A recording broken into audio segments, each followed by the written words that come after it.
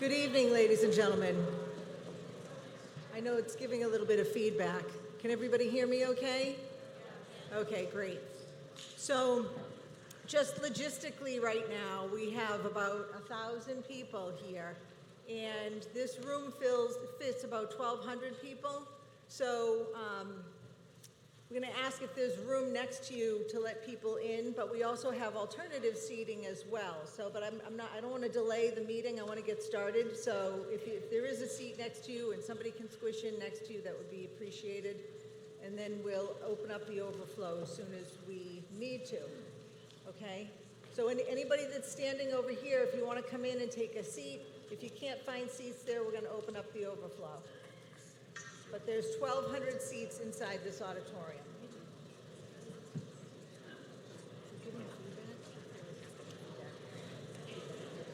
So, and everybody can hear me, because all I can hear is like feedback from up here. Everybody can hear me okay? All right, awesome. So good evening, ladies and gentlemen, and welcome to Easton's 300th annual town meeting.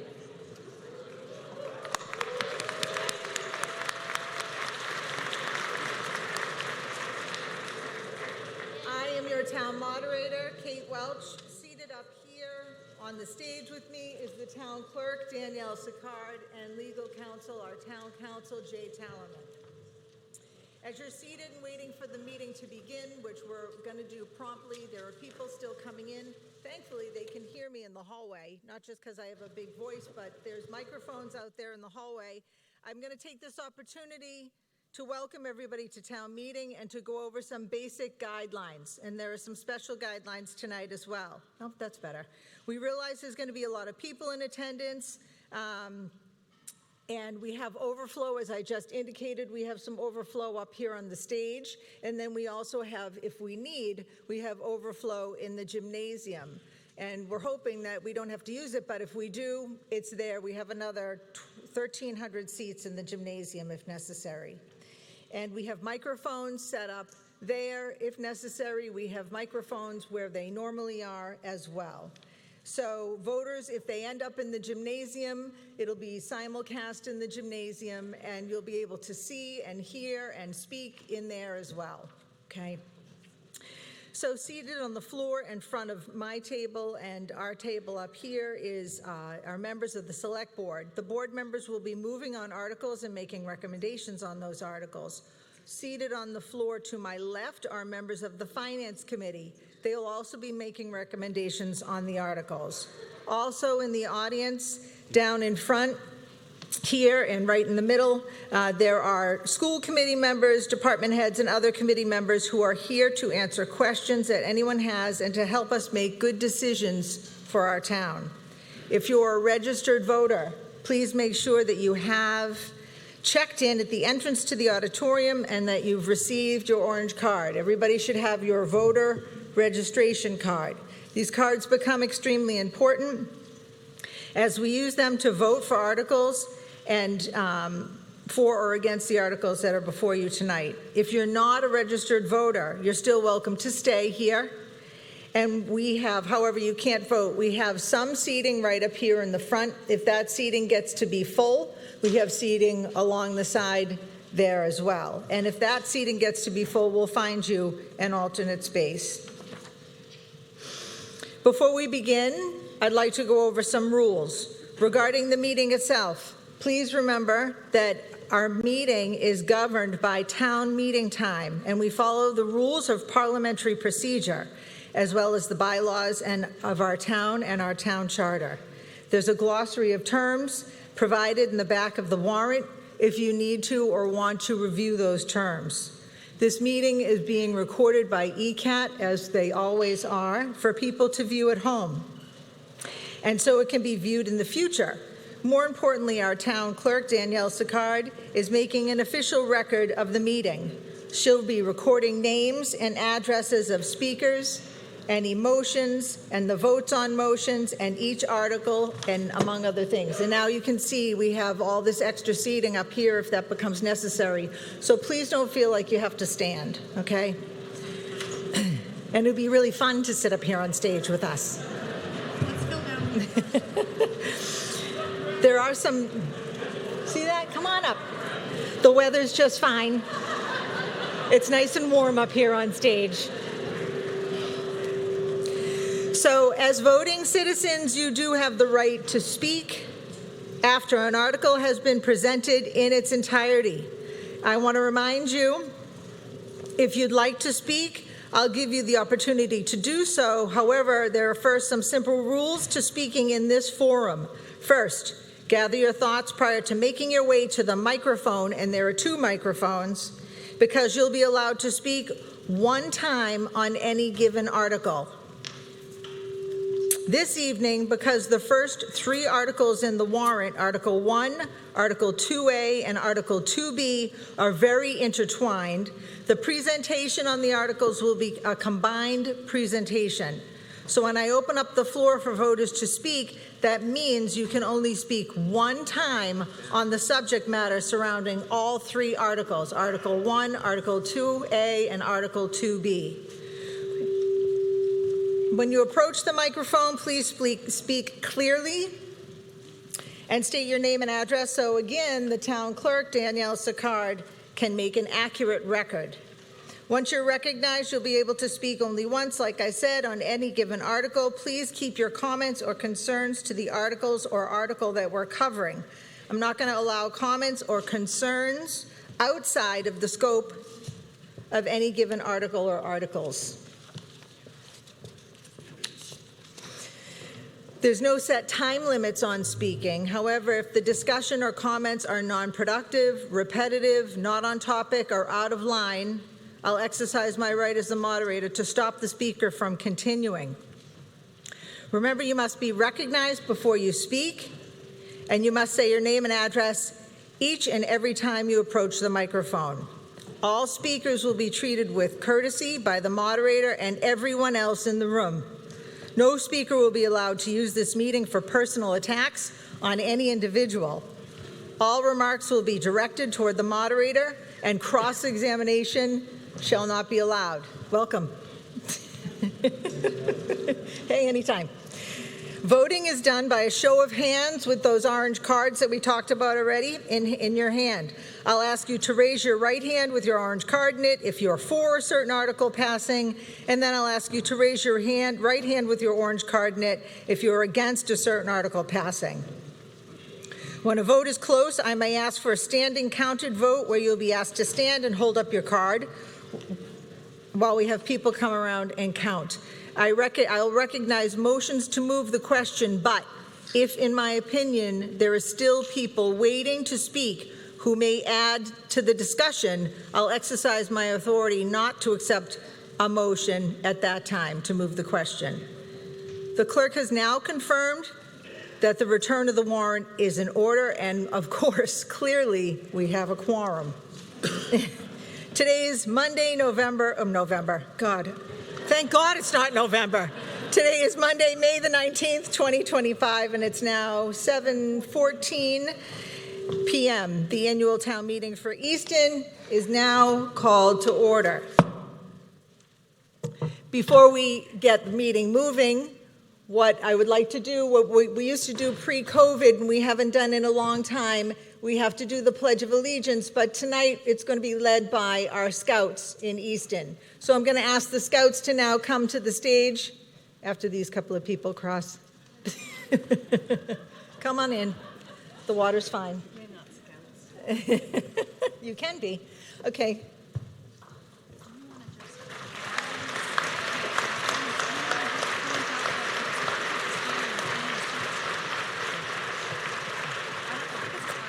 So I'll ask that you all rise for the national anthem, for the Pledge of Allegiance. Who's singing the national anthem? Not me. All right, for the Pledge of Allegiance. My goodness, what a great turnout. Okay. I pledge allegiance to the flag of the United States of America and to the republic for which it stands, one nation, under God, indivisible, with liberty and justice for all. Thank you. Thank you all for coming. We really appreciate it.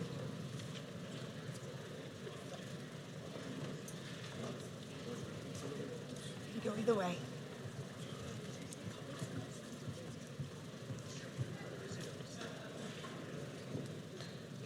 Thanks so much. Okay, now we can call the meeting to order. So a year ago at our annual town meeting in May, not November, of 2024, you, the voters, created the PACE Committee. PACE, or Promoting a Sustainable Easton's purpose, was to review Easton's budget and operations and make a recommendation back to voters at this town meeting tonight.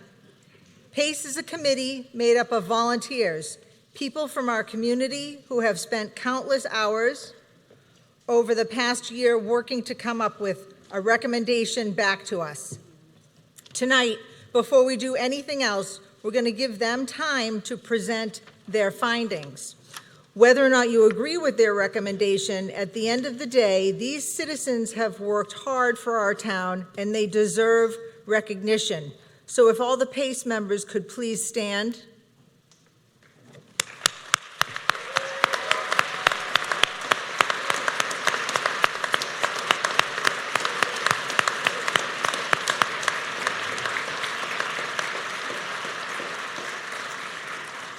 Thank you. After PACE makes their presentation, the town administration will then give a presentation that covers Articles 1, 2A, and 2B. Please keep in mind that the presentation by PACE is just that, a presentation, okay? After the presentations, I'll ask each elected board to announce their recommendations on each article. Now again, just talking about 1, 2A, and 2B. And then, and only then, will I open up the floor to questions and comments from residents. Same rules apply here as they always do, pursuant to town meeting time. One person at a time, only comment once on all 3 articles, no cross-examination, thoughtful remarks. If it gets too redundant and nothing new is being discussed, I reserve the right to end the comments. If a voter calls a question too early, I also reserve the right to let the voters and let the townspeople keep debating. Comments must remain within the scope of the articles, so please do not discuss what is not here before us on the floor. After a sufficient debate has occurred and the comments are closed, I'll ask for a motion on each of the articles separately, 1, 2A, and 2B, and then we will vote on them individually. It's at this time that we'll consider any amendments, if there are any, but remember, at that point, they have to be in writing, legible, and succinct. Please keep in mind that even if you're here solely because of Articles 2A and 2B, the town must still pass a balanced budget represented in Article 1. If you have any simple questions or any questions about Article 1, after the presentations will be the time to ask those questions or have any comments or concerns. So at this point in time, I'd like to invite PACE to come up and make their presentation.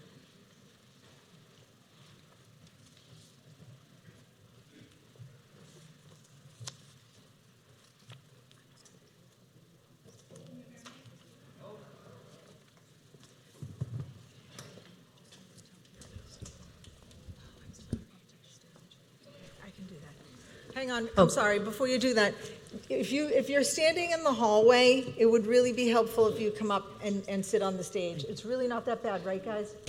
Not that bad up here, sitting on the stage. They really like it. So if you're if you're standing in the hallway, I really would recommend coming and sitting up here, or if you're standing in the aisles. Okay, all right. Sorry. Go ahead. That's okay. Thank you, Madam Moderator. I'm Nancy Donahue, and I am the Vice Chair of PACE. And I am here with Tom Broussard, who is the chair of the PACE Committee. And we are here to give you an update on our charge as directed by the vote at the May 2024 town meeting. Okay. And I'd just like to pause on this slide a moment because I think this is what we love about Easton, why we're here tonight, and what we heard from all of you in the numerous hours of engagement that we had to tell you about our findings with PACE. Easton is known for its open space, its historical buildings, its great schools and public safety service, and its rich history. We are truly a community. So PACE is resident-led and is made up by a very diverse and seasoned group of 19 individuals with backgrounds in education, public service, public safety, finance, business, data management, and real estate. We came to the committee with very different perspectives. Many were very much skeptical of the way Easton's finances were working and had a lot of comments about that, really thought that we could find some fat in the town and take care of that. We didn't know each other. I did not know Tom Broussard, had never worked with him before this committee. And we had some really difficult conversations, which I think got us to a much better result. It was the first committee for many folks, and I think they thought they were going to be on one of these 1 or 2 hours a month committees, and instead many of us spent up to 100 hours and over 1,000 person hours in total since our work in August began. We had a good amount of community engagement. Besides 3 open houses, 2 mailers that went out to inform folks about PACE. We hosted things at the library, at the YMCA, Dunkin' Donuts in the morning, spoke at various committees, and our meetings were available both virtually and in person. So we heard from a lot of you, and we really appreciated that. The recommendations that I want to summarize that allowed us to come to our recommendation is that revenue, on the first part, shows that Easton is not alone in this situation. Weak state support on both the general and the school aid side have crippled so many communities in Massachusetts. We are a minimum aid in the school district, and now we are part of 2/3 of communities in Massachusetts that get $30 a pupil, nothing compared to what we spend on our students and such a small amount relative to our budget. That is a direct correlation between the huge number of overrides that we're seeing in the state as a result of this. In Easton, we also are a 1/3 of our town non-taxable or minimally taxable. So the open space that we enjoy, Stonehill College, Borderland State Park, wonderful things make our town popular, but it has its consequences. We're resident forward, so 72% of our taxation revenue is from taxation, and of course the majority of that from residents.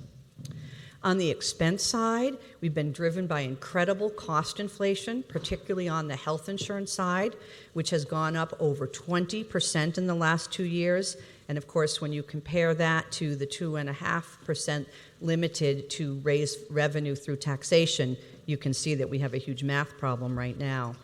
Pension, insurance, and regional school assessments are fixed costs that make up $3.5 million of the total fixed cost increase that we have occurred since from 2024 to 2026. On average, we spent 17.5% less on residents compared to residents per resident as compared to communities that we are considered comparable ones, and 16% less per resident on our neighboring communities. We have fewer staff across the board. This has been corroborated by the 2017 operational audit that was also voted by town meeting, by yearly external audits, by a 2020 budget subcommittee work, and validated by PACE. Our town staffs 27% less employees per 1,000 residents. Easton is truly doing more with less. And now Tom is going to present some of the community comparisons also required in our charge. Thank you, Nancy, and good evening, everyone. As Nancy mentioned, our charge included the direct comparison of our town's performance, both revenue and expenses, versus comparable communities. And this is the first slide for our school spend and how we compare. When we started this effort 9 months ago, we were looking at 2022 spend. So when you see the top graph and the fact that we spent $16,635 per pupil and how that compares against the rest of our comparable bordering districts, we are second from the bottom. We are efficient. We do more with less, as Nancy said. And as a matter of fact, for us to get just to the nearest neighbor of ours, Stoughton, just 1 bar over, would have resulted in an additional spend of $5.6 million or a 10% increase, let alone getting to the state average of 10 million. We do have the latest numbers that have recently come in, and regrettably they tell the same story, just slightly worse. We continue to be second to last in per pupil spend, and if we were to spend at Stoughton's rate, who is next, it would be now an $8.8 million increase, or a 13% increase. And to the state average, it would be 16 million. This is important as you listen to the rest of the presentation to come tonight, because the override clearly doesn't get you all the way to Bright or a gold standard. It's not what it's designed to be. If anything, it will help inform when Dr. Cabral speaks about her levels of what we're providing, whether it's reactive, whether it's proactive, whether it's strategic, or in fact, regressive. You will have context that it's not because we simply have too much money being spent per pupil. The next slide is how we spend from a town perspective, and this is the whole town, and it just helps us understand that Easton as a town, when looking against a comparable set, is actually the lowest out of all of the communities, spending $4,166 per resident. And just to get to Chelmsford, the next nearest comparison would be an increase of $9 million, or nearly 10%. And if you look at the average of our neighboring towns in the bottom graph, our $4,166 is second from the lowest. So I think it just confirms, hopefully in these two graphs, that not is it a school challenge, we are incredibly thrifty and efficient with our money there for what we get, but fundamentally across the town, and we looked at every department, and as Nancy said, we looked at not just dollars spent per department, but we looked at staff per department, and I'm sure you'll hear more later on today from both the schools, police, and fire that will give you concrete examples of this.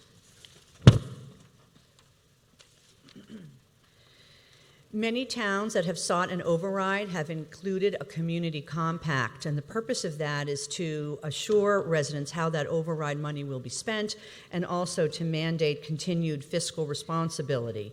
Our compact has been signed by the Select Board, the School Committee, and the Finance Committee. The full, long, 3-page document is available on our website, but I want to just highlight 3 components of it today. First, in number 1, there'll be no debt exclusion for at least 5 years and no operational override for at least 4 years. The third bullet talks about minimizing impacts to senior citizens, veterans, and disabilities folks. And there'll be additional funding and support to assist that in the override. And 4, that there will be an annual cap on budget of 4% rolling 2-year average. And everyone on PACE agreed that that will be an extremely rigorous and difficult financial measure for both the town and the school side to meet. And Tom will close with our recommendation. Thank you, Nancy. Folks, today we reviewed 2 comparison slides, and candidly, it doesn't do justice to literally the over 1,000 person hours that were put into the efforts that the PACE Committee put forth, comparing different sets of communities, different combinations of residential and commercial tax base, comparable per pupil communities, number of students, number of residents. We literally, as a committee, challenged ourselves aggressively on your behalf. And I'm both glad that I don't have to go through all of those hundreds of hours with you tonight, but also I hope that you were able to follow along with us on this journey and look at some of the information along the way. As a result, and per our charge, we had to provide a recommendation for the challenge that we face to sustain services and programming as it existed in 2024 and recently on a 4 to 5 year basis, if you will. For us, we came back at a total size of challenge of approximately $8.1 million. We recognize that we don't overspend compared to our peer communities, our comparable communities, or any other set of communities that you'd like to. And therefore, we arrived at a recommendation for a revenue side solution of $7.3 million. The reality is that for us to be successful and sustainable for the near future, we will always have to be efficient on the expense side.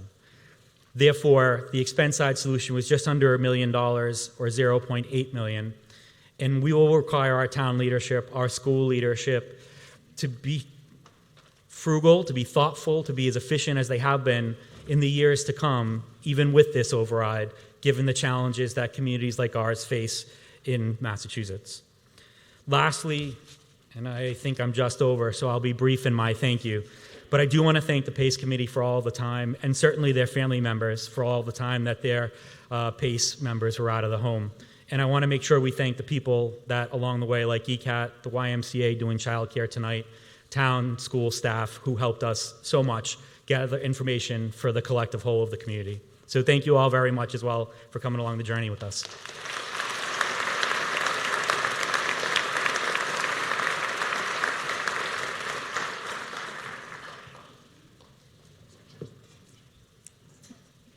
Thank you. So now we'll have a presentation from the town administration.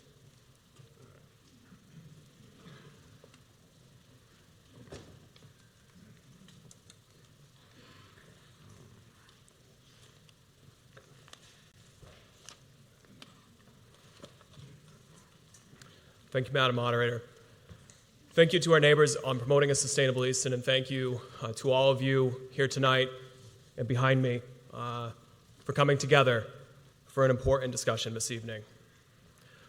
43 years ago, Proposition 2.5 ushered in a financial revolution in Massachusetts, one that implemented strict caps on municipal and school spending and property taxes. And while the law was written to control public spending and taxes, even the architects of Proposition 2.5 recognized that capping taxes to 2.5% a year would not be feasible to sustain public services forever, that there needed to be a mechanism for an occasional pressure relief valve on that cap. That mechanism baked into the law is an override. And while the theory behind it is simple, we all know the implementation is anything but. Because when is a community or a school system likely to seek an override? When inflation is high. And when is at the hardest time for you as voters to consider voluntarily raising your taxes? When inflation is high. I highlight this to recognize that we are working within a system that sometimes feels like it's pit us against one another. The town departments versus the schools, labor against management, and even neighbors against neighbors, and gives you a menu of painful choices to choose from. But there is something that's much more important for us all to recognize, and that is that everyone here tonight, in front, all of you in the crowd and folks behind us, is here because you care about Easton. You care about making good choices for your community and for your family. The people sitting next to you are your friends, they're your neighbors, they're your coworkers. We have to make hard choices tonight, and we're not going to see eye to eye on everything in this budget. But it is in rooms just like this, on debates as tense as this one will be, that for 300 years, citizens of this community have come together to chart a course that we all now come to celebrate with great pride. And I would ask that we all keep that at the front of our mind as we get to work tonight. The choices that we face aren't as simple as picking a budget. These are value decisions that will have a real human impact on either side of that coin. Because 85% of our operating budgets fund our people, our police, firefighters, our educators and paraprofessionals, and our public servants who come to work every day to make Easton a great place. For those who have lost their job or seen their ranks shrink with budget cuts, they know this is not a flowery abstraction, that this is real and it's painful. We also know that for those feeling the pain of inflation or living on a fixed income, that the debate about preserving public services with an override is not as simple as whether or not you support education and public safety, but about whether they can continue to afford to live in the community that they love. Our choices tonight are informed by where we've come from in the past 20 years. In 2006, voters of Easton approved the last operating override. This was 1 year after approving a debt exclusion for the building that we are currently standing in. Voters in Easton have, for decades, been very supportive of debt exclusions, which can only fund capital projects but cannot fund operations. But operating overrides have been quite rare.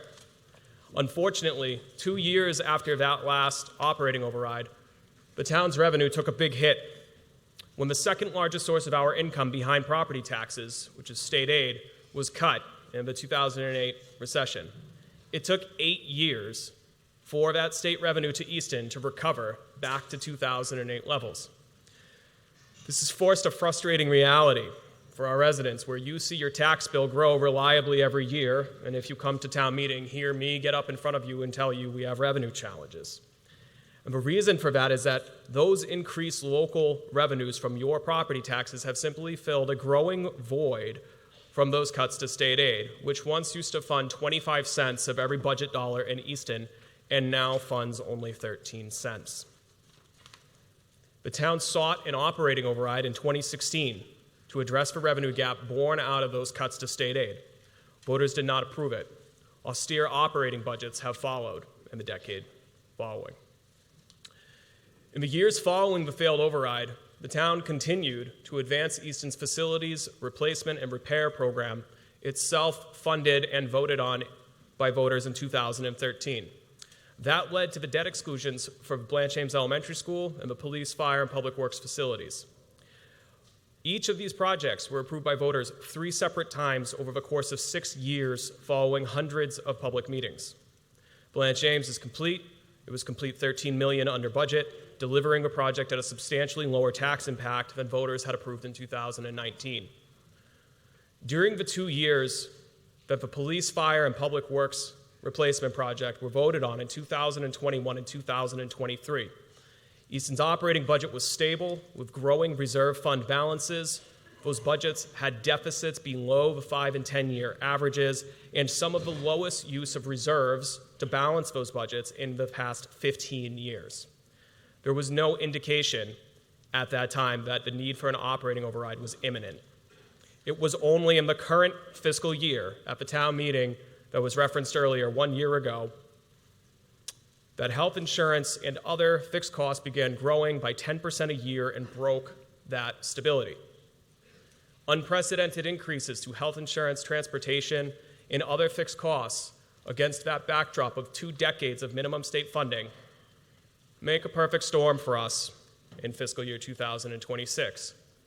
For anyone who's followed the process along before, you know that a preliminary budget always starts with a gap or a deficit of the difference between the expenses that are being requested and the amount of revenue we are forecasting. We have to balance books every single year, and so we always do. Those preliminary deficits historically are about $1.5 million, or 1 to 2% of our budget. Fiscal year 26 preliminary deficit was $6.36 million, more than 4 times the size of what we have dealt with. This is simply too large for us to reorganize or innovate our way out of. And after months of public work, we have cut that gap in the non-override budget to 0. But balancing the budget comes with a steep cost, and the non-override Article 1 budget will enact the largest cuts to education and public services in Easton since the 2008 recession, with more than 50 full-time equivalent positions being cut or reduced. On screen, you could see the allocation of those funds by department, and it's also included in your warrant. Municipal departments on the town side requested a 5.3% increase to sustain their existing level of service, but has been cut to 1.6%, eliminating $784,000 from our budgets and cutting staff below pre-pandemic levels despite being busier than ever across all departments. 6 positions are cut entirely, with additional having hours cut or being moved to fee-based programming. This figure does not include cuts made in the current year, additional vacancies in our ranks due to resignations, or long-term injuries on duty. Collectively, in the non-override scenario, we will be entering this summer with 15 fewer personnel on the town side, about 8% of our workforce, than we had last summer. The cuts impact all divisions of the town government, including general government, health and community services, public safety, and public works, and they are shown on screen. For the sake of time, we're going to focus on our 3 largest budgets and departments tonight: schools, fire, and police, to discuss what these cuts mean in real terms, to help inform your decision. I'd like to invite the police chief, Keith Boone, to the podium to talk about the police department.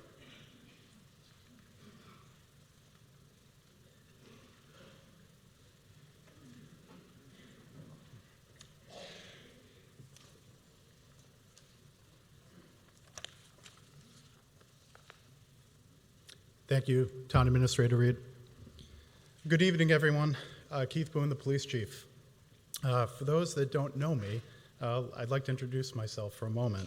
I am a lifelong resident here in town and a graduate of this very school.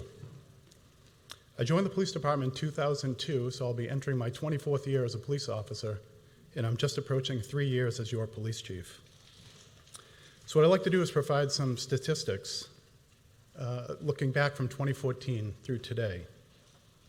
So as you'll see, our calls for service have increased significantly over the past decade, including nearly double the 911 calls and almost triple the mental health calls. Despite this sharp rise in demand, our staffing levels are set to decrease, returning to levels of nearly 10 years ago.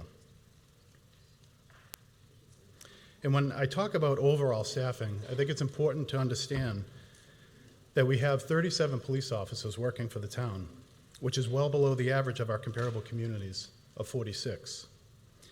And when adjusted for population, we would need over 50 police officers just to be in line with our surrounding communities. Our command staff is also under-resourced. It consists of myself, a deputy chief, and 1 lieutenant. That's 3 command staff for an entire police department. When we look at our peers next door, just in Mansfield, Foxborough, and our other comparables, we'll see 5 as an average. So the police department budget was cut this fiscal year by $200,000 to balance the budget. So where do these cuts come from? We cut a police officer position, which is the second position we've cut in the last 2 years. This cut will drop our detective division from 4 to 3. And when we look at our neighboring communities in Semrec, of Norton, Mansfield, and Foxborough, we'll find 5 detectives, even though they have lower call volume and fewer residents. Having only 3 detectives for a population of 26,000 is a disservice to this community. It's also a disservice to the detectives that are in charge of those investigations. Staffing like this only allows for investigating the most serious of offenses, such as sexual assaults, death investigations, and other crimes of violence. As a result, there's a limited capacity to follow up on property crimes, fraud, identity theft, cybercrime. Those are things that many of you here are affected by. Our community outreach team will be reduced or frozen altogether. Last year alone, we conducted 250 proactive follow-ups with individuals dealing with mental health challenges, substance abuse, and victims of domestic violence. This team is essential for proactive public safety. And what does that mean? That means helping people before these situations escalate into a 911 emergency crisis. A reduction here will leave us to rely solely on our mental health clinician at her availability. Lastly, we will reduce our overnight staff from 5 to 4, meaning only 3 officers will be on the road. In the event we have 2 priority calls at the same time, we would be relying on mutual aid for backup, which could result in a delayed response. Reducing minimum staffing is a concern for me as the police chief. In fact, in 2012, we increased staffing from 3 to 4 when we realized 3 officers on the road was not enough for the growing needs of the community, and it wasn't right for the officers doing the work. Unfortunately, we're here 13 years later, regressing back to those levels. So what would a successful override do for the police department specifically? We would restore those 2 positions that we've lost. We would be able to increase our detectives. We'd continue investing in our outreach team, and we would restore our minimum staffing. So before I turn it over to our next speaker, I would like to say we have a tremendous group of police officers that work for this town. Many grew up here. They still live here, myself included. And we're raising our kids here, sending our kids to these schools. So we are truly part of this community, and we will do whatever it takes, no matter what, to work hard for you. And it's always thank you for your continued support for the police department. It means a tremendous amount to all of us. Thank you.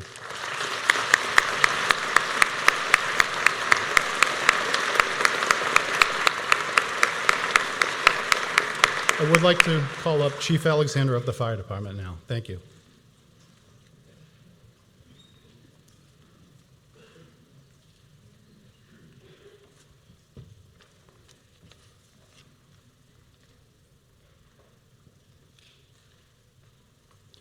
Good evening. Thank you all for being here tonight. It's an important night for everyone in this community and for the fire department and all the other departments that you'll be hearing from. I'm here to talk to you a little bit about what's transpired for the fire department right now. So as you saw in a previous slide, the cut in a non-override scenario to the fire department was 2 full-time positions and about half of our training budget. We're currently going to be starting July 1 down 9 firefighters. So for those who don't know, the fire department runs 4 shifts around the clock. Each shift on paper, we don't have the staff today, has 11. And we go down to a minimum of 8. So meaning that when someone takes a vacation day or a holiday or they're out sick or injured, we go down to 8. And it doesn't cost anything in overtime. That's our minimum staffing. We'll talk a little bit more about that in a minute. But when you take the fact that we have those 4 shifts of 11, we don't have them anymore, and the staff that we've lost at 9, when you look at what we're going to be starting in July, we're basically missing 1 leg of a 4-legged table before July even starts. Before any cuts even happen, we're already down, closing on 25% of the department. Why? Well, we were a marketable place, and when we've hired recently, we've had a lot of transfers that came here because we were a place people wanted to go. We were offering, good staffing. There's always improvement to be had, of course, but good staffing, the new buildings, thanks to all of you who are coming, we appreciate that. And it was the apparatus that improved thanks to all of you, and we appreciate that. And we were a place people wanted to come. So they did.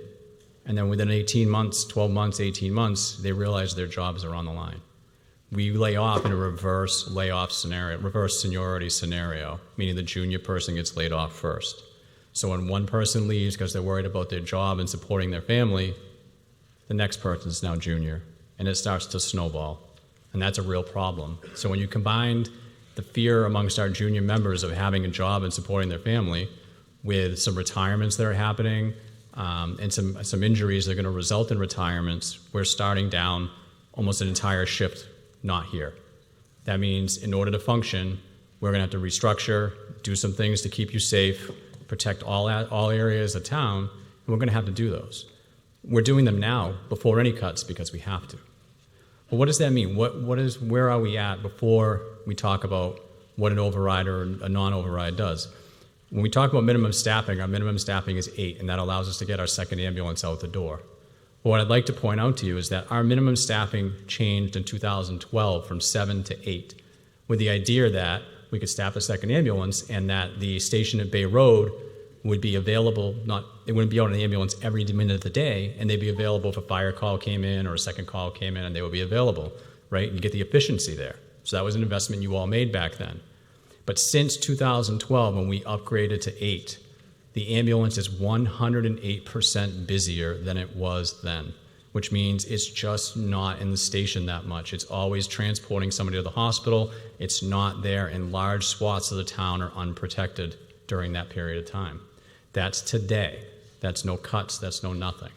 So when you take a look at that, and then you see that on the bottom right of the slide, you'll see that we have our mutual aid. Mutual aid is when another town comes in and they support us. So Stoughton, Brockton, West Bridgewater, Mansfield, Norton, they come in when these unusual circumstances happen of multiple calls at the same time, things like that. These are things that are happening today. Our mutual aid need is increasing before any cuts, which means we're busy for our staffing level. We're struggling to keep up as we are today.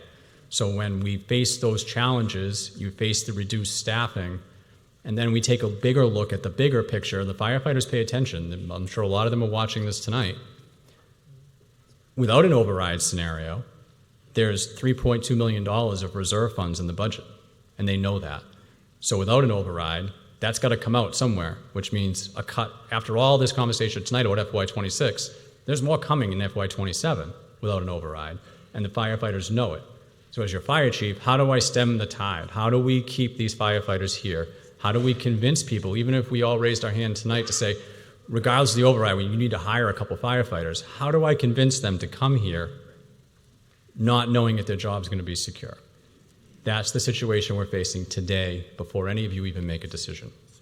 And it's a consequence, honestly, of a couple retirements, to be fair, some injuries that had nothing to do with the override, and some fear about whether people are going to have job security. So I'm not going to blame it all on this budget crisis, but it's a large portion, right? And I'll always be honest and straight with you all. So what I need everybody to understand is before you make your decision, where we're at and what potentially will come for us after. If the override passes, well, hey, that's great, and we're gonna love to see being able to prop this town up and try to sell us to area fire departments and firefighters rather who want to come here and work here and tell them how great Easton is and how we stood up and we fixed ourselves and they can come here. In a non-override scenario, we're going to have to make it work, and we're going to work in how we restructure our fire stations and how we restructure how we run and operate to do the best we can to keep you safe.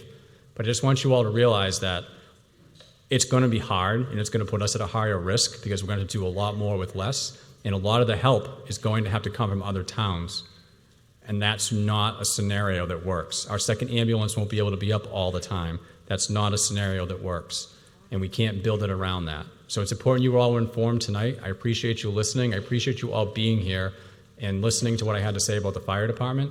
And just know we're going to do everything we can to be here for you, but it's going to be harder. Thank you.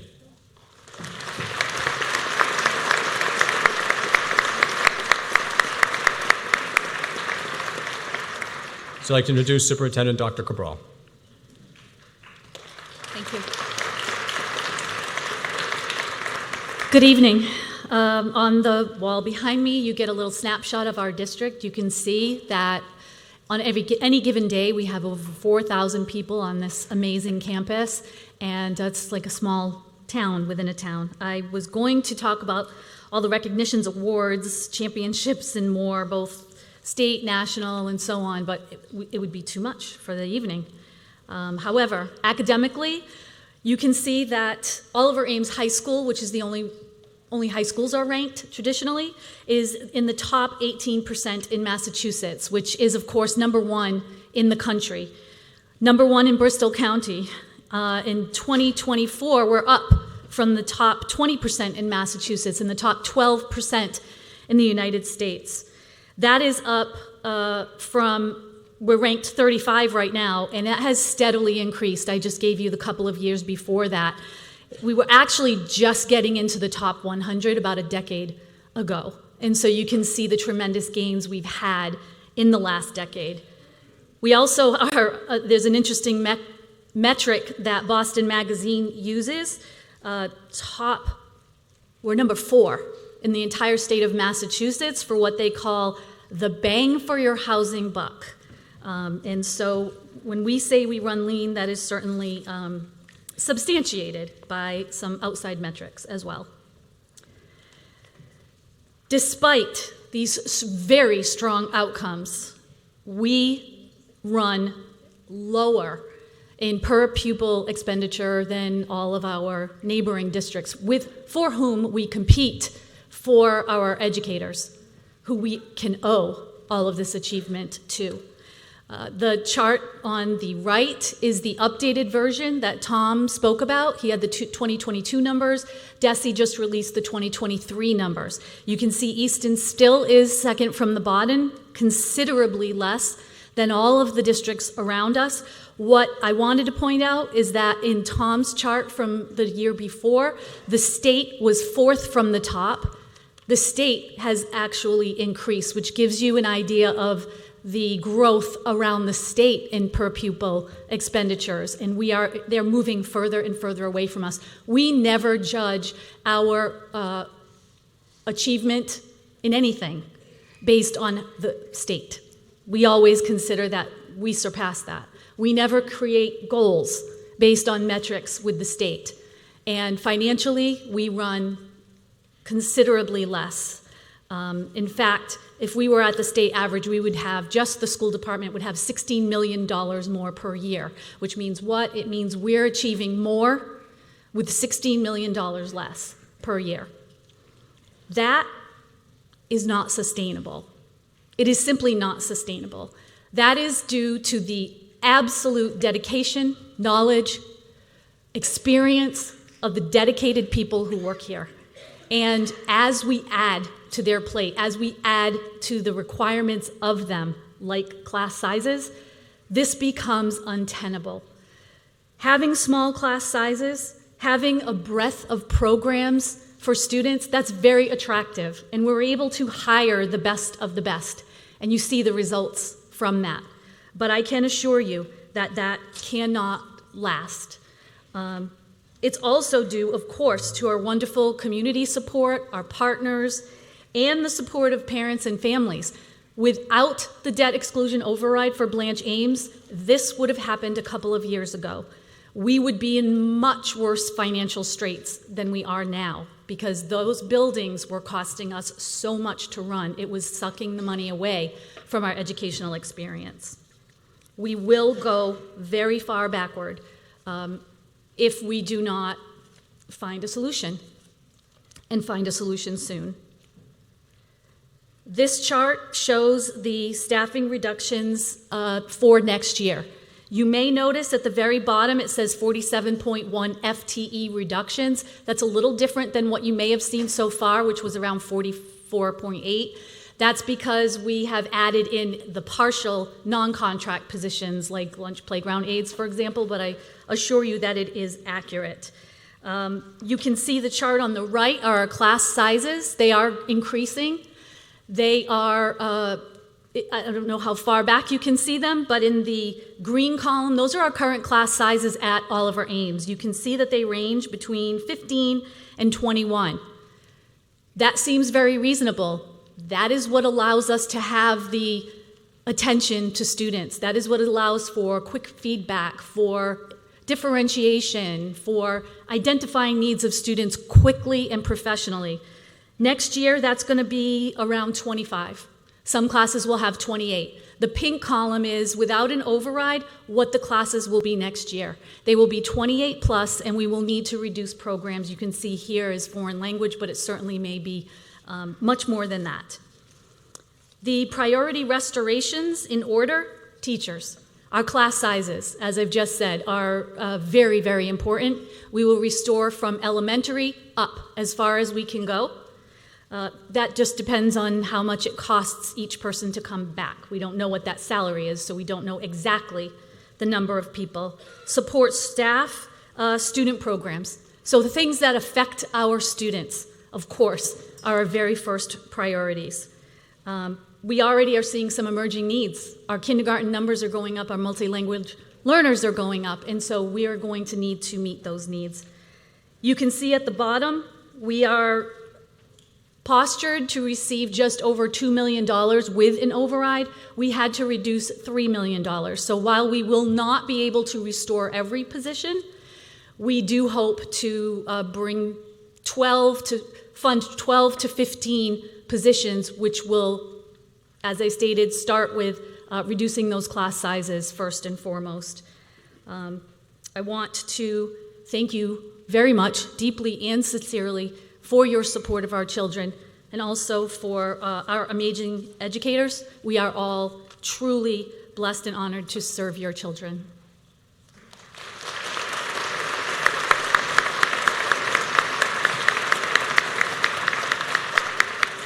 Thank you, Dr. Cabral.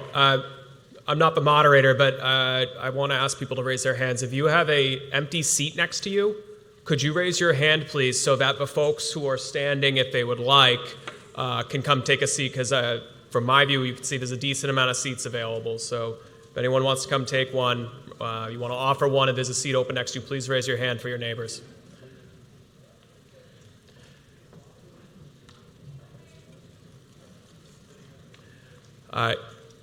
Great question. ECAT, I don't know if it's possible to increase the bottom height of that, of the projector, thank you, without cutting off the top. You're doing it by hand, that's very brave. So when facing such significant cuts, it's entirely reasonable of all of you to ask, how did we get here? And what did Easton do to prevent a day like today from happening? The town recommended an override in 2016 to address the revenue gap born out of cuts to state aid, but it was soundly rejected. A clear message from the electorate on the expectation of tight operating budget management, which we have delivered. In the years since, we have saved or avoided millions in operating costs by regionalizing services like 911 dispatch, consolidating departments like health and community services, reforming health insurance, in-housing special education, expanding our solar generation, and reducing our public energy consumption by 20%. That's not supposed to be there. I don't know what those red X's are, but we didn't sit on our hands on the revenue side either.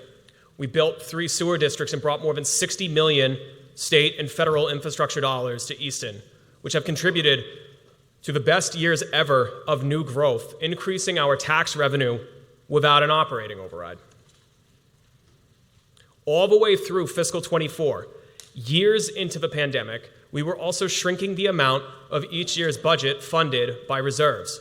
All of this is to say that we were absolutely making progress reducing the structural budget gap while still providing quality services. Nonetheless, we did not take for granted that a hard budget year would never come, and in fact, in this room, we routinely warned that it inevitably would, although we couldn't give an exact date years into the future, which likely contributed to it sounding like crying wolf. Since a failed override, we have significantly strengthened our financial position. The items on screen reflect Easton's best ever new growth, our highest reserve fund balances ever, and the infrequency of overrides has allowed this past decade's average tax bill increase in Easton to be below the state average of 4%. This has positioned us to use $3.3 million in reserves in the non-override fiscal 26 budget. That will mitigate, but as you just heard, not prevent entirely cuts to our departments. These reserves are a temporary fix. No matter how high you build that balance, it is still one-time money, and today's reserves are gone tomorrow. And more cuts to town and school budgets will follow in future years without the override. That leads us to where the non-override budget stands today. The largest budget increase next year is not the school department, it's not any town department, but it is our fixed costs. This is now a 2-year trend. In the current fiscal year 25, fixed cost growth consumed 36% of every new dollar of revenue we had available. Next year, it will consume half of it. Our ability to appropriately fund education and public safety and public services is being crushed by those fixed cost increases. Not from overspending, not from previously approved debt exclusions, which have no impact on the operating budget, and not from one department taking the lion's share of resources at the expense of another. You've heard repeatedly tonight that Easton runs lean. So what does that actually mean? It means that as a community and as an organization, we are spending less to serve more residents with fewer employees and total salary spending. This is not a matter of my opinion. These are facts borne out by citizen review like PACE, audits, and the state's Department of Revenue. And here's what the data shows. Our total spending per resident is well below the state average. It is the lowest among our peers that the operational audit funded by voters have identified. And it is the second lowest among our neighbors. Easton not only spends less, it has far fewer staff across the board in town and school departments. We employ the fewest staff per 1,000 residents of all neighboring communities with a K-12 school system. And we're not talking about a small variance or a difference in management approach here. It's not even close. We're 27% below the average of those peers. If we wanted to staff the town departments and schools comparably to our neighbors, we would need to hire 258 additional employees, which sounds completely obscene, and that is not what the override is proposing. That's actually more employees than the entire town government, including public safety. Throughout this process, many have asked, so what? Why do I care, as a taxpayer in Easton, what other communities do, or how they spend, or how they staff? Because every community is unique. And that is true up to a certain point. But every community needs to educate their children. They need to protect people. They need to fight fires. They need to answer 911, hold elections, build budgets, run elections, which I said twice because we want to do it right. And if your community is doing those things as efficiently as Easton, then that needs to be accounted for when you're making a choice of how you think is best to address a budget gap, whether that's by cutting deeper into the expense side, which would be your right if that's what you choose, or by raising revenue with an override. Because what all this data shows is that we did not overspend ourselves or overhire our way into the situation we're in, and that we're not going to cut ourselves to better service. This was true in the operational audit in 2017. It was true in Budget Subcommittee's review of our finances in 2020. And it was true again this year with PACE's work, which was directed by town meeting itself. This begs the question if Easton is actually run lean, if we've increased our reserve balances, we've done better on growth. Why aren't your taxes lower? And how can we find ourselves in a position where we even need to think about an override? A big reason for that seeming contradiction is the fact that nearly a third of all of our land is minimally or non-taxable, and that other communities constructed essential economic development infrastructure like sewer long before we started that process. This affords other communities more developable land and opportunities to generate non-residential income. Another key factor is that Easton is considered minimum aid by the Massachusetts funding formula for education. This doesn't mean that Easton or any of you as voters did something wrong. And to the contrary, none of this was by accident. It reflects generations of policy choices and votes of this community that have prioritized open space, historic preservation, and a residential character. Those are good choices that make Easton a desirable place, a good place to live, with strong housing values and a stable local economy. But those same factors also challenge our public finances and make it difficult to sustain services indefinitely without an override. So when nearly a third of your land generates little tax revenue and 88% of the rest is residential, you end up with a dynamic shown on screen. How long a community can avoid an override is influenced by our posture towards new growth and budget efficiencies that I touched on earlier. We've worked hard on your behalf on those fronts to get 19 years without one. And believe me, I'm sure I speak for all of us, no matter where we fall on the issue, that we wish it were 20 or 22 or 25 years. But there are some years like fiscal 26 that have challenges that are simply too large for us to dodge and weave around. And we have two specifically. The first of those deficit drivers is on screen. Health insurance, pension assessments, and regional school assessments have skyrocketed in the past 2 years. Health insurance premiums, after growing at a modest 3% per year rate for a decade, have grown by 20% in only 2 years. For perspective, that 2-year, $2 million increase to our health insurance is equal to the previous decade of growth to healthcare combined. It is greater than 10 years budget increases afforded to the police department. Looking at these 4 fixed costs on screen that have grown by $3.5 million in only 2 years, compare that to the increase afforded to all town departments next year of $332,000. Just like in your personal lives, the town's insurance carriers do not give us 3 or 4 years notice that 10% increases are on the way. We are notified by the state what our health insurance premiums will be in February for the coming July. Nonetheless, the town hasn't just taken these increases on the chin and then immediately turned to you to ask you to increase your taxes. We've increased premium contributions for our employees retiring after 2026, negotiated employee payroll contributions to the Retiree Benefit Trust Fund that town meeting established, and renegotiated our property and liability insurance to cut that cost and include injury on duty wage coverage for police and fire to reduce those budget impacts. The second major deficit driver we face as a community is our long history as a minimum aid community, entitled to as little as $30 per student of new state education funding per year, which shakes out to about $100,000 of new revenue against a $50 million school operation. What you see on screen in blue is our actual state aid received, and in red is what it would have been had it just simply kept up with inflation.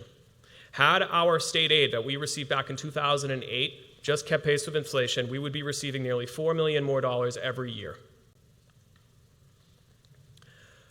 The chart on screen shows what this means to the public schools. State funding to the schools are in blue with local funds in orange. In the 15 years since 2010, state aid has funded only 7.5 cents of every new dollar of budget capacity afforded to the public schools. During those years, the percentage of the Easton Public School budget covered by state aid has dropped from 31 to 22%. So we have two main problems. One is a long-term challenge of being minimum aid, but we have shown by going 19 years without an override that we have been able to manage around that. The second problem is what pushed us over the edge and brought us all here tonight, and that is that our fixed costs have increased by $3.5 million in only 2 years. We just cannot take a broadside like that to our financial position for more than 1 year, and very few communities can, which brings me to an important point. This is not an Easton problem. The dynamics at play here are unfolding all around us throughout the state. In the past 2 years, the number of districts that are minimum aid has grown to 77% of schools. That is the large majority of schools and public school students in Massachusetts. It is no coincidence that in those same 2 years that most communities had their second biggest source of revenue move into minimum funding status while healthcare costs exploded, that the rate of overrides being sought around the state has doubled. I trust this is cold comfort to you as taxpayers, but it is critical context as you consider the choices you have tonight. And there is a choice. Articles 2A and 2B reflect the recommendation of promoting a sustainable Easton. The alternative budget also carries the recommendation of your elected leaders on the Select Board, Finance Committee, and the School Committee. The recommended $7.3 million override is estimated to add an additional $803 to the median home's annual tax bill, about $201 per quarter or $67 per month. I use the word additional to be clear. This would be additional on top of your typical annual tax growth, which for perspective, the past 2 years for the median house were $206 and $234. The table on screen shows the override cost based on home values in $100,000 increments. It's probably hard to see if you're all the way in the back, but the green highlighted section shows that about 3/4 or 74% of all homes in Easton are at or below $800,000 in assessed value, with estimated annual override costs ranging from $248 to $992 per year. And while the last operating override was 19 years ago, voters in Easton have always and have continued to be very generous with their approval of debt exclusions, and 2 were approved in the past 6 years. The good news is that Blanche Ames is done. It's $13 million under budget, and it is already carried in your existing tax bill, costing the median home about $285 per year, well below the $433 increase that voters approved. The construction contract for police, fire, and public works was awarded $9 million under budget. It is partially funded in your existing taxes, and the remaining estimated $590 will increase gradually over the next 2 to 3 years as the building we stand in now is paid off. Because the projects were completed under budget and are on contract under budget, the estimated final tax cost is about 20% less than what you as a community approved. So where specifically will the operating override funds be allocated? You can see them line by line in your warrant in Article 2B, and I will touch on the largest ones briefly. Consistent with the PACE Compact, the override will eliminate the use of $3.3 million in reserves in the fiscal 26 budget, ensuring a stable financial position and preventing further cuts in 2027.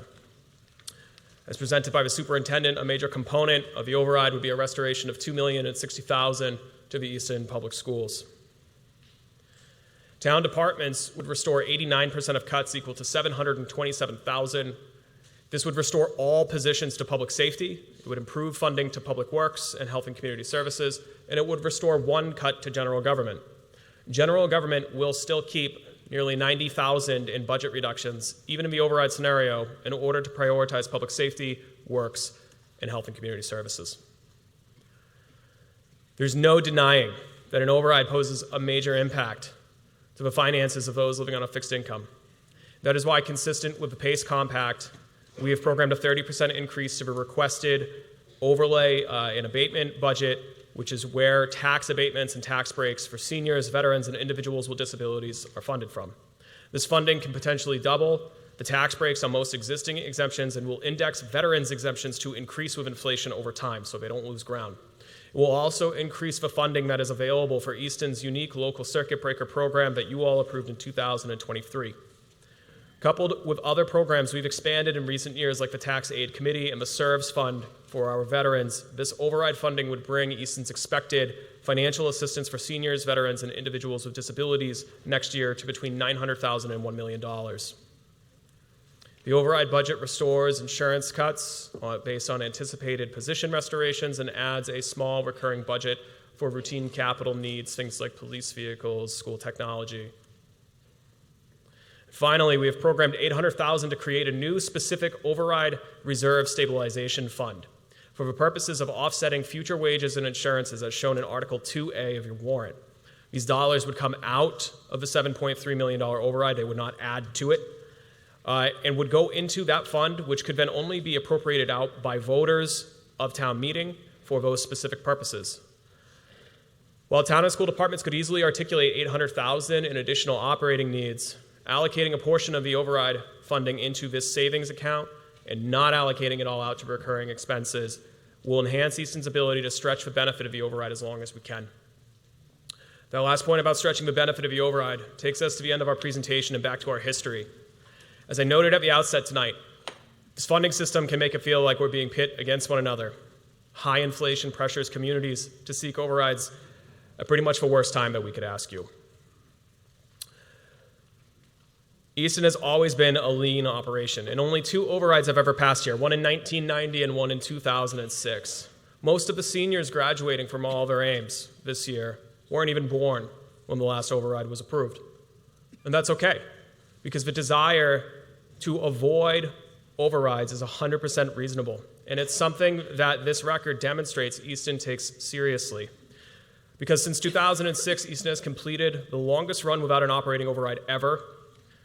We have sought half as many override and debt exclusions as we did before 2006, and those requests have been spread farther apart than before 2006, where 11 override and debt exclusion votes occurred within a single year of one another. And just like every other time in Easton's history, whether the recommended override occurs or not is not a choice that is made at Town Hall. It is made by you here and at the polls. Overrides are a 2-step process under Massachusetts law and must be approved in both forums to proceed. Whether you plan to vote for or against the override tonight, the town recommends that you adopt Article 1, which is the balanced, non-override budget, as a backstop so that we do have an operating budget no matter what the outcome of the ballot vote on June 10th is. Thank you so much for affording us the opportunity to discuss Easton's budget with you, and thank you for coming together tonight to make these choices. The moderator will ask the elected boards to announce their recommendations and summarize your debate and voting procedures now. Thanks, Tony.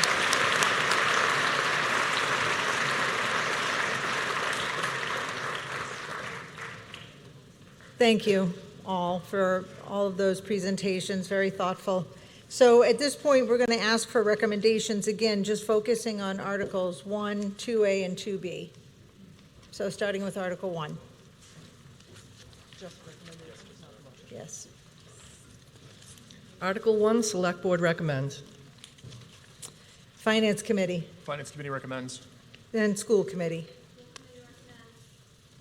Everybody hear that? Where'd it come from? Behind me? Oh, in front of me. Thank you. I didn't even know where it came from. You got to speak up in this forum. Okay, Article 2A. Select Board recommends. Finance Committee. Finance Committee recommends. And School Committee. School committee recommends. Very good. Article 2B. Select Board recommends. Finance Committee. Finance Committee recommends. And School Committee. School committee recommends. Very good. Okay, so now we are going to open the floor for debate. Reminders, a couple of reminders. Again, we have the 2 microphones here. We don't have the gym open, so we just have the 2 microphones here. Might make it difficult for you guys that are up here, but if you want to speak, you're going to have to make your way over to the microphones. Again, you can only speak once, so gather those thoughts, people. Gather your thoughts. You can only speak once at the microphone. No Right. No cross-examination while at the microphone. No heckling any presenters. No cross-examination. Just speak on what it is you want to talk about. Comments must be made within the scope of Article 1, 2A, and 2B. So with that, I'll open it up for debate.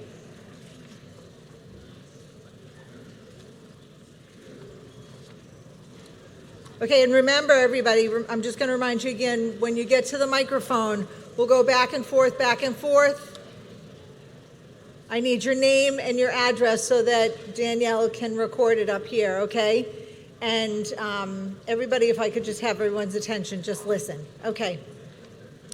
Go ahead. Hi, my name is Michael Owens from 10 Linden Street. First off, I want to thank the town administration and all the select board committee members, especially the PACE committee, for all of your hard work in evaluating the situation that we are under. That being said, I'm a parent and a small business owner here in town, and I cannot imagine an Easton where we do not fund all of these essential services, especially the schools, our police, and our fire departments. I think that the most important piece of this for me is that if we don't fund this override this year, next year we are going to hit a massive cliff. We are using up all of the emergency funding that is available to us this year if we do not fund this override. You see $3.5 million roughly in cuts today on the no override budget. You're going to see an additional 3.5 or more next year. It is going to be catastrophic for this town. Thank you. Thank you.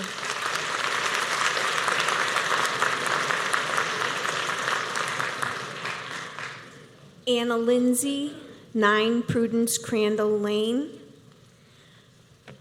I brought notes. I've lived in this town for 40 years. My kids were educated in this town, and I feel that it's my duty to pay it forward to the students and the families that are living here now to educate their children. Mine were educated, and now I think it's time for me to pay it forward. The Council on Aging needs money, and they provide really great services for elderly people.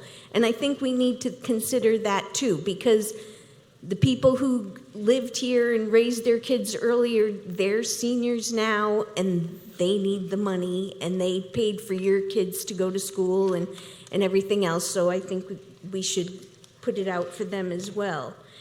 And I'm a widow and a senior, and I just want to say that I have had housemates in order to be able to maintain the lifestyle that I want. So I think people should maybe look outside the box a little bit more and not have this big 4-bedroom house that you're just wandering around aimlessly in. Think about it. Think about it.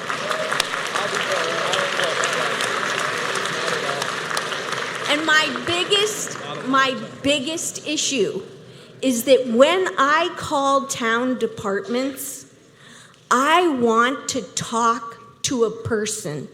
I want to talk to an employee who knows what they're doing. I do not want to get a chat bot.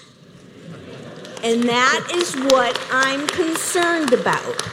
Because if we don't have these employees, how do you think we're going to get our answers answered? I mean, how are we going to get our questions answered? By a FAQ chat bot? Yeah. No, thank you. Thank you. Please, pass the override. Go ahead, you're up, sir. Mike Goodman, 159 Day Road. With all due respect to everybody waiting in lines on both sides for the mic, let's move the question and vote.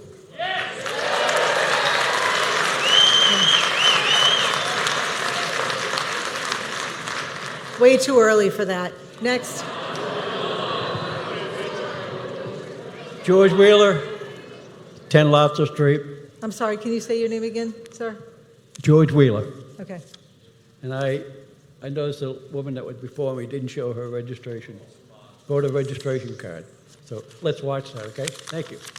I recently had a little visit with almost all departments. I missed the school department. But you're getting your bang for your buck right now. I tell you that. And the team of people in each department, very impressive. But the bottom line is, it's an override. And an override is like, I look at it like being on drugs. You just don't give up. Next year we're going to be here again, the same old thing. And we have a new president, as everybody's noticed, And he's cutting a few things as far as money going to the state. And the state is starting to cut things because they got to pay off their hiding of illegal immigrants or whatever they want to call it. It's fact. I'm not going to be a popular guy when I finish either. I'm okay. I never was in school either. I'm a graduate accountant in management, you know, and I'm not in the field now, but I know how the debits and the credits and the assets and the liabilities. But I just can't see going to it now after we knew about it, admittedly by the town, for 4 or 5 years. They didn't cut staff, they didn't cut contracts. So now they're going to say we're going to put a reserve of $800 aside. So when we don't do anything again, we won't have to go to a meeting about it. It's time to, little Johnny and Mary could stand, not be in a 19 or 20 child class, and go to 28. And it's time for mommy and daddy at home to help them out. Did we learn nothing about the pandemic? Sitting home with the parents, and the teachers did not want to do online teaching. I know at first. Huh? Yeah. Yes, I agree. I have 2 children living in town. I have 2 grandchildren of school age, and I don't mind them going with a 25 student class. One is going to be in kindergarten this year. The other one is in high school. So I don't mind a class with 28 in it with a teacher and a teacher's assistant. It's time to start taking a look at the dollars. Oh, the health insurance went up. The town made the contract with the union. Maybe we changed the contract. You know, listen, you just don't keep pushing taxes up and up and up. You got to stop. You got to stop somewhere. Okay. Thank you very much. Thank you.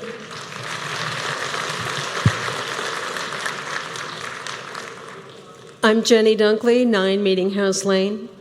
Because we fund education in so many of our town services on an annual basis, we have annual budgets, we keep choosing to kick the can down the road and wait until problems are really big and really expensive, and we have no choice.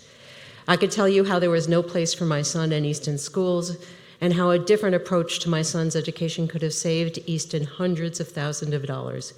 But that's just a symptom. Without this override, we will continue to rack up unfathomable bills that we will each have to pay for, if not in our tax bills, from other sections of our wallets. For car repairs because our roads aren't paved or plowed. For rebuilding our homes when the fire department is delayed. For medical costs of delayed emergency services. For supplemental and extracurricular educational needs. The potential list is unending. Please consider the true human and financial expense, that the impact that's at stake for all of us. And please vote to pass this override tonight and on the 10th of June. Thank you. Hello. Jocelyn Byers, 16 Sierra Drive. I wrote a couple notes to keep it brief. So about a year ago, I knew nothing about how the town ran its budget or anyone who ran it. But I wanted to get involved, and I saw an Instagram ad to join a PACE committee, and I didn't really know what that meant, but I wanted to get involved, and I quickly learned a lot. So I was one of the people on the PACE committee, and I thought with my decade of corporate experience, and I have this MBA, I'm going to be able to get in there and show these people that are just way too close to it. You know, they're not seeing what really needs to be cut, but I'm going to be that fresh set of eyes that hasn't lived in Easton very long, and I'll be able to show them what they can cut. And I was really honestly surprised that I didn't find anything. And I sat through, as as stated, hundreds of hours apparently. It's a blur.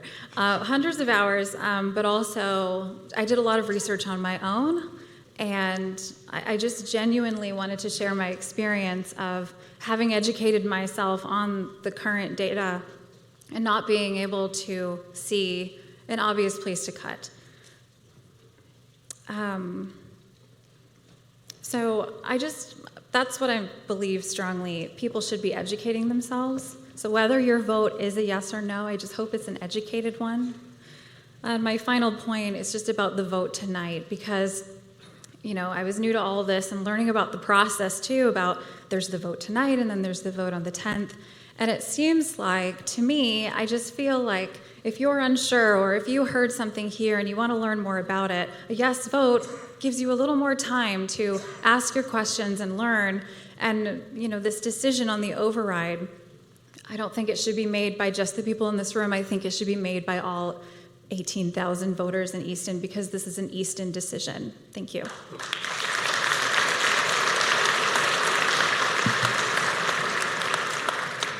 Marissa Souza, 209 Main Street. I'm here tonight as a resident, as a parent of 3 school-age children, all of whom will attend Blanche Ames in the fall, as an English teacher at Oliver Ames High School since 2012, and as a PACE committee member. When I volunteered for PACE last summer, I did so because I recognized it as a unique opportunity to represent both the EEA and my neighbors. While I may not have realized the amount of hours I would be committing to this group, I am immensely grateful for what I learned about our municipal government and the town's finances. Prior to this experience, I might have made some of the inaccurate assumptions that have been stated at various town meetings and across various social media platforms. As I'm sure you're aware, this issue is not just a problem affecting Easton, it is one that is affecting towns and communities across Massachusetts. And what I've actually learned during our countless hours of PACE is that our town departments have been able to stave off this financial crisis due to their forethought and planning, even if many don't believe so. The budget for next year has been decided. We have been presented with 2 options, a non-override budget and an override budget. I've come to terms with what my school year will be like next year. I've already lost 2 colleagues in my department. I witnessed on Friday in April several of my colleagues called down to the main office to be notified of their dismissal. I know to some extent what next year will bring. I will have larger class sizes. I won't be able to provide the level of feedback your students deserve in order to excel as writers and learners. I won't be able to provide extra help outside of school hours because my workload will increase. I won't be able to write as many college recommendations because my time will be dedicated to the increased workload. Going the extra mile to provide a high level of support is something I and many of my colleagues pride ourselves on. But with class sizes increasing, something has to give, and at the end of the day, it's our students who will suffer. As an educator who began my career in this district and who has only ever wanted to work in the school system, this possibility devastates me. I know all of that for next year, but I am more concerned about what the year after will bring, because if the override does not pass, the same amount of jobs that we lost this year across the district will be lost next year. I physically do not know what we will do to our school systems, how we will cope and survive. There are those of us, myself included, privileged enough to work in unions in this town who have temporarily avoided the first culling. But I ask you, what is the benefit of job security in a dying district? It will result in the flight of our qualified, adept, skilled employees, and the recovery from such a fallout will take longer than we all think. As a resident of this town, I am not unsympathetic to the financial burden that this will cause to numerous families. It is something that on PACE we agonized over during several meetings, and I am once again immensely grateful to our town officials for putting measures in place for those who need the financial assistance. However, my main point tonight is for all of us to consider the fact that we will pay for this one way or another. We can either pay for it tonight and on June 10th as an investment in our children and our services to reinforce the values we cherish, or we can pay for it later when our choices have dwindled and we are reeling from the consequences of our decisions. Thank you.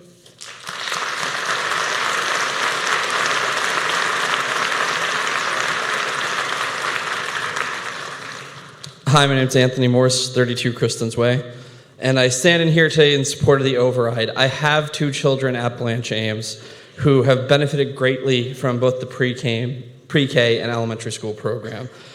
And they continue to progress because of our great teachers here in Easton.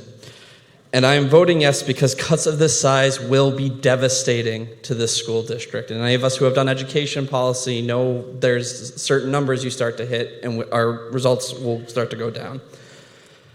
We have kids that have IEPs who need help. They need the support staff, and we will see these cuts and it will hurt them as well. And I am personally one of them. I know I have other friends and family who have kids who are on IEPs as well. Easton's education system is why a lot of us have moved to this community. It is the shining jewel of Easton. And these cuts would be foolhardy in the long term for the sustainability of this community. And that also includes cuts to EMS and police. I live on the Mansfield side of town. If we have to rely on them, Mansfield's public service building is 2 to 3 miles away, and I am on the edge of Mansfield. So, I sit here in support of the override for our school system, for EMS, for police, for fire, and for the long-term success of this community. Thank you.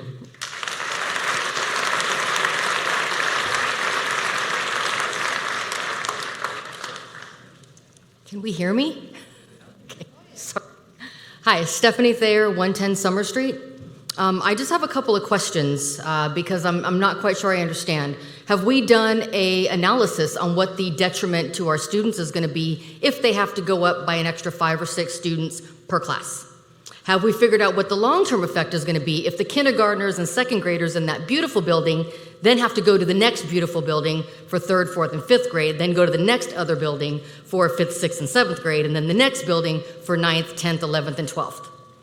Okay, that's a lot of schools, a lot of students, but at the end of the day, at what point are we saying, okay, we understand that teachers are important, and they absolutely are, but so are parents, and parents need to start picking up some of the slack. Do some of the extra help. My child, 11 schools in the 18 years that he was in high school. Why? Because he was military, and every time we moved, we had to deal with IEPs, and we had to deal with different classroom sizes and everything, and you know what? Kids are resilient. He adjusted. He did well. So all I'm saying is this would not have been an issue if we hadn't just been hit with the Blanche Ames, if we hadn't just been hit with, oh, by the way, we're now going to have to pay for the DPW program or the building, which I will say this, at no point do I think that fire and police should ever be cut. I think that needs to be staffed at full capacity at all times. Because I don't know of too many people who are willing to step in front of a bullet, and I don't know of too many people who are willing to walk into a burning building, so those people should never have to worry about their jobs. Teachers, we can figure it out. Parents can come together. More people can do more. And also, why are we not renegotiating contracts? Why are we not saying, hey, what worked 10 years ago with the unions is not going to work today? And if we pass the override because we were not prepared for how much things were going to cost, we didn't expect our health insurance to go up. 2 years from now, are you prepared for it? 3 years from now, are you prepared for it? Or are we going to be back here? Because you tell me that there's going to be no override for 4 years, but I don't think that I believe that fully because you're going to have no choice. So I'd like to know, how much thought have we gone into it? Are we only projecting? Because I'm pretty sure that every other business is never just working on next year's budget. You guys are already looking at 3, 4, 5 years down the road. So what are your projections for 3, 4, 5 years down the road? Because all I'm hearing about is 26 and 27. Thank you.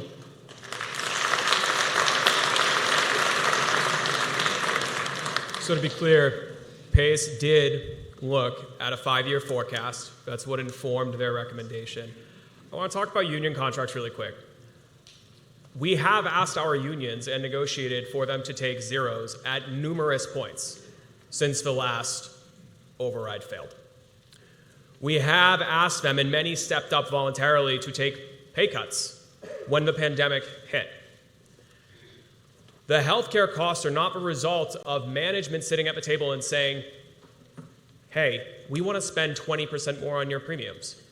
We do not get to set the premiums, much as you do not get to in your personal lives or at your place of business, nor does your employer get to either. As a matter of routine business, because we owe this to you, we do go to market every 2 years to see with our loss ratios whether or not we can get a better price, because it isn't acceptable for us to come to you as a first resort. We do as a last resort. So we have had employees voluntarily cut pay. We have had employees take zeros. The average cost of living adjustment for our workforce has been 2 to 2.5%, which is obviously far below the cumulative inflation that we have all lived with. So when you ask, had we gone to the table, have we looked at this? Yes, we did 5-year modeling. Yes, it will be hard. You were right. If healthcare keeps going up 10% a year, whether that's here or, there you are, whether that's here or anywhere else, we are in trouble. But that's part of why PACE recommended to the elected boards that we adopt operating budget caps of 4%. That's going to be hard right out of the gate, because if something contained in an operating budget like utilities or out-of-district transportation for special education, which again is a cost we don't get to set no matter how much we want to, if that goes up 20%, we have to find a way to fund that. And the way to fund that is we're going to have to cut somewhere else. And we will. And we have done those things along the way.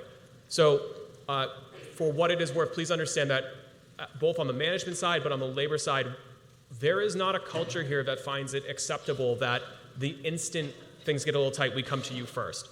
We don't want to do that, and we haven't done that. So our employees have contributed.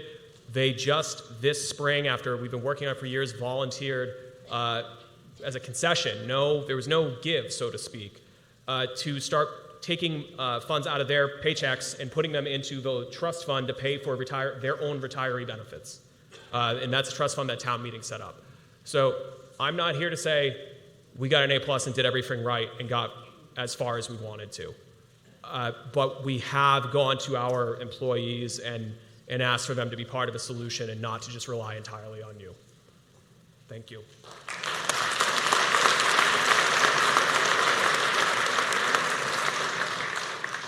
Good evening. Mark Lamb, 43 William Street. Tonight is the first time I'm actually able to publicly speak on this topic. So I've had to recuse myself as a selectman because I have family who's employed in the schools. So I am able to actually sit here before you and talk about this a little bit tonight as a resident, a taxpayer of the community, also as a father of 2 children in the school system. I want to pull back the lens a moment or two and let you guys know how I got into this. So about 10 years ago, it was mentioned earlier, there was an operational audit that was done. And it was because there was a lot of skeptics in town who didn't trust what was going on in town finances. I was one of those skeptics, and I was one of those people knocking on the door, very curious about what was actually happening on the town side of things and on the school side of things, because I thought there was wasteful spending. So I then became part of the finance committee, and I served on the finance committee for 4 years. And the audit results came back, and they revealed exactly what you saw here tonight, that we are doing more with less, far less than our peers, by a considerable amount. Everybody wants to point a finger at something, but it's the environment we live in. Things are costing a lot more now than they ever have before.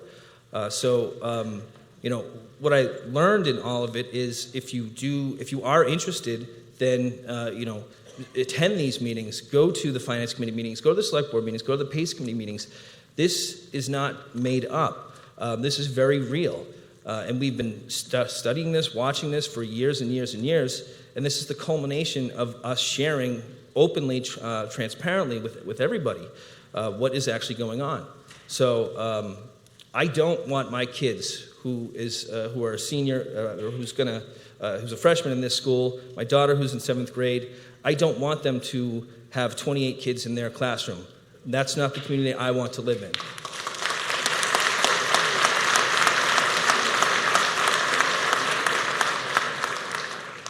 I'm Joyce Benvey, 201 Sheridan Street. One thing I noticed on the slide you had earlier is how do we compare to these other towns? Made me think for a minute, how much are these other towns paying for their property taxes, commercial taxes? So I took a few minutes while I was sitting there and I did a little research. I have found in Mansfield, per 1,000 of assessed value, homeowners pay $13.17. Commercial pays $20.05.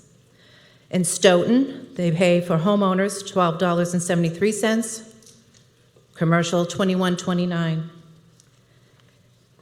Dedham, $12.62 homeowners pay per thousand of assessed value. Commercial, $26.20.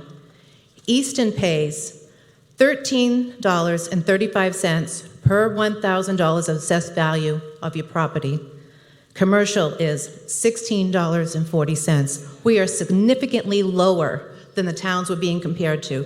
So we're not being fairly compared to these other towns when you only say, this is our comparison.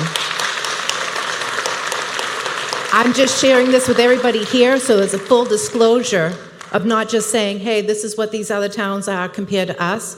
We are paying already more than these other towns commercially, and commercially lower and higher for homeowners. And I just wanted everyone to be aware here.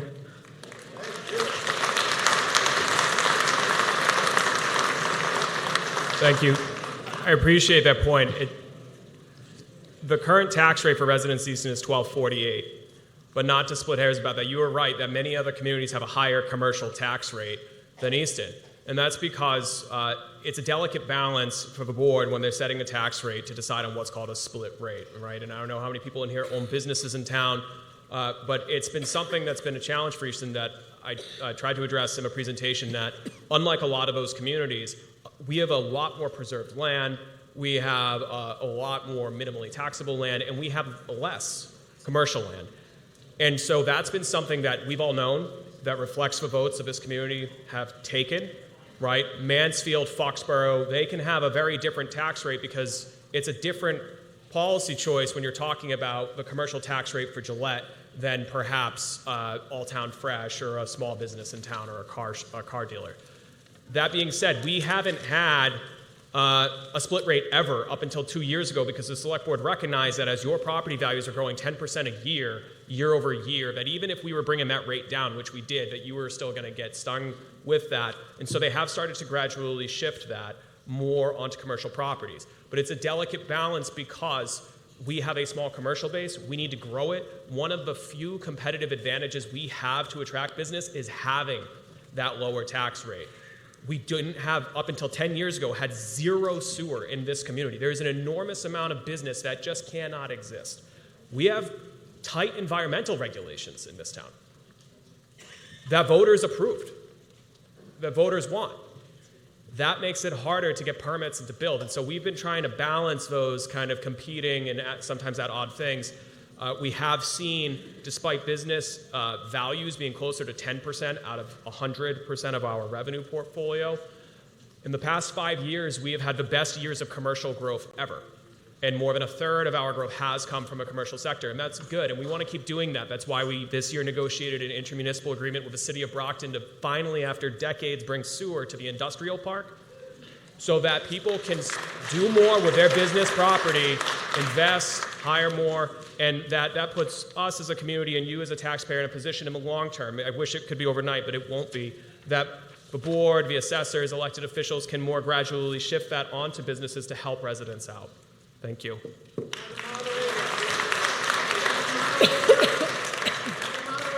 I rise for a point of order, please.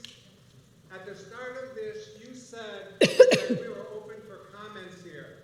What you're allowing is the town administrator to debate each person. Bingo. Sir, he's answering.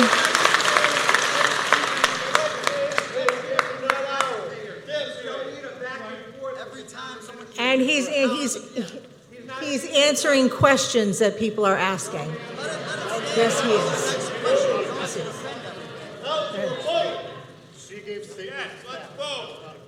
Go ahead. Hi, I'm Patricia Locke, 161 Norton Ave. First of all, I want to say I'm raising my grandson who goes to Easton schools, and I love his teachers. I love the education that he's getting. I totally support the schools. However, I am a teacher myself, and I looked on the Department of Education website for the past 20 years, year by year by year.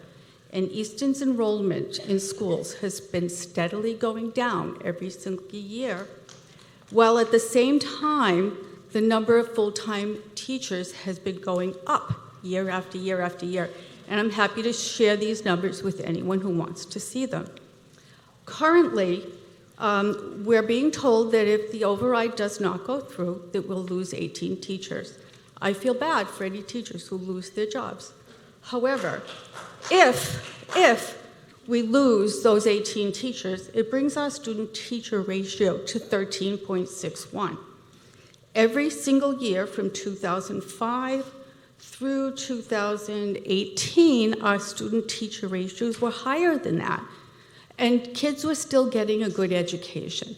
So I don't think that it's the be-all and end-all. It's not going to be the big disaster people think it's going to be. And I'm saying this as a teacher myself, all right? Again, I totally love our teachers, and I support everything that they do. They do a wonderful job. But I work 55 hours a week.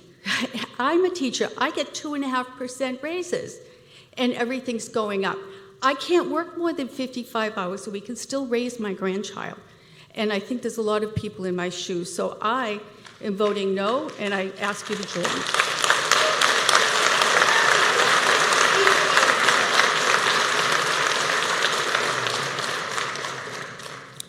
Hi, Chris Mills, 81 Pequannock Ave. I just would like to speak on behalf of a ex-PACE committee member, on behalf of the fire department, as a parent and husband of someone who works in the school system. I've heard a lot of things over the past couple of months, and it just doesn't seem like sometimes the facts are being argued appropriately, whether it's at a coffee shop at Shaw's or on the internet. And just to give a little perspective, I'm also the vice president of the Firefighters Union, and we inherently tend to argue a lot. We're a stubborn bunch, but we care. And Connor and I sometimes can be at odds. It's just the nature of our jobs. But having been at town hall a heck of a lot over the past year, with the cuts that have already been made, I feel duty-bound to just tell everybody that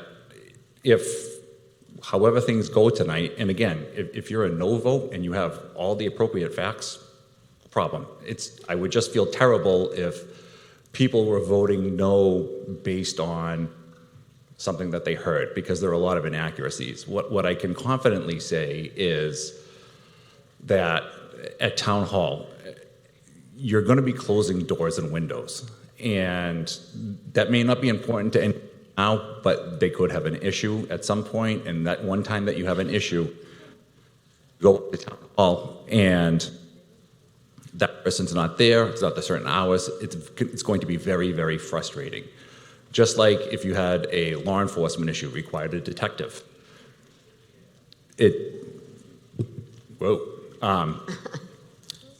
And that person, the detective, wasn't available to take a report, or there was a delay in getting back to you.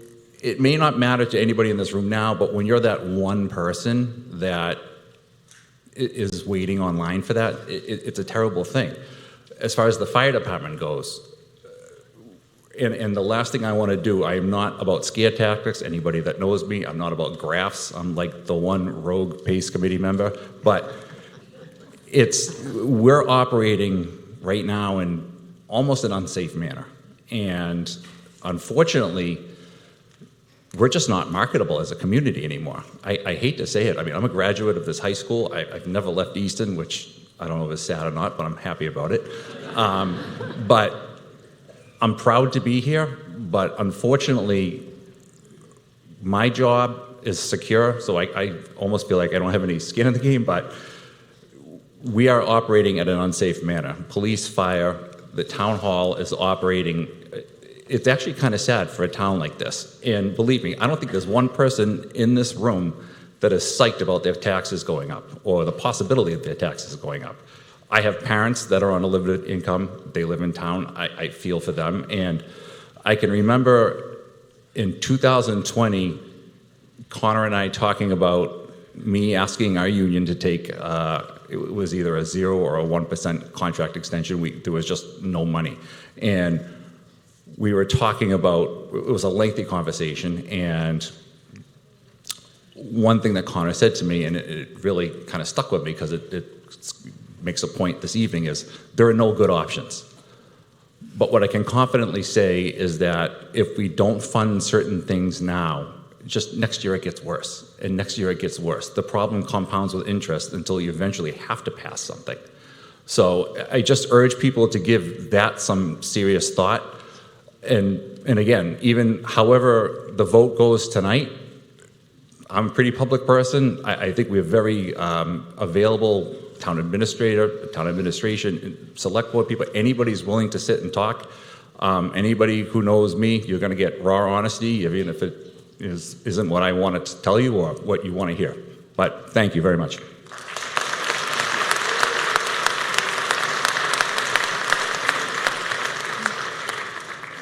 Hello, my name is Beverly Marini. I live at 162 Depot Street for almost 50 years, and I have loved living in Easton, even though for reasons my son could not stay in the Easton school system because of something they stopped him from doing, which was his right to do, but they stopped him. That's one issue.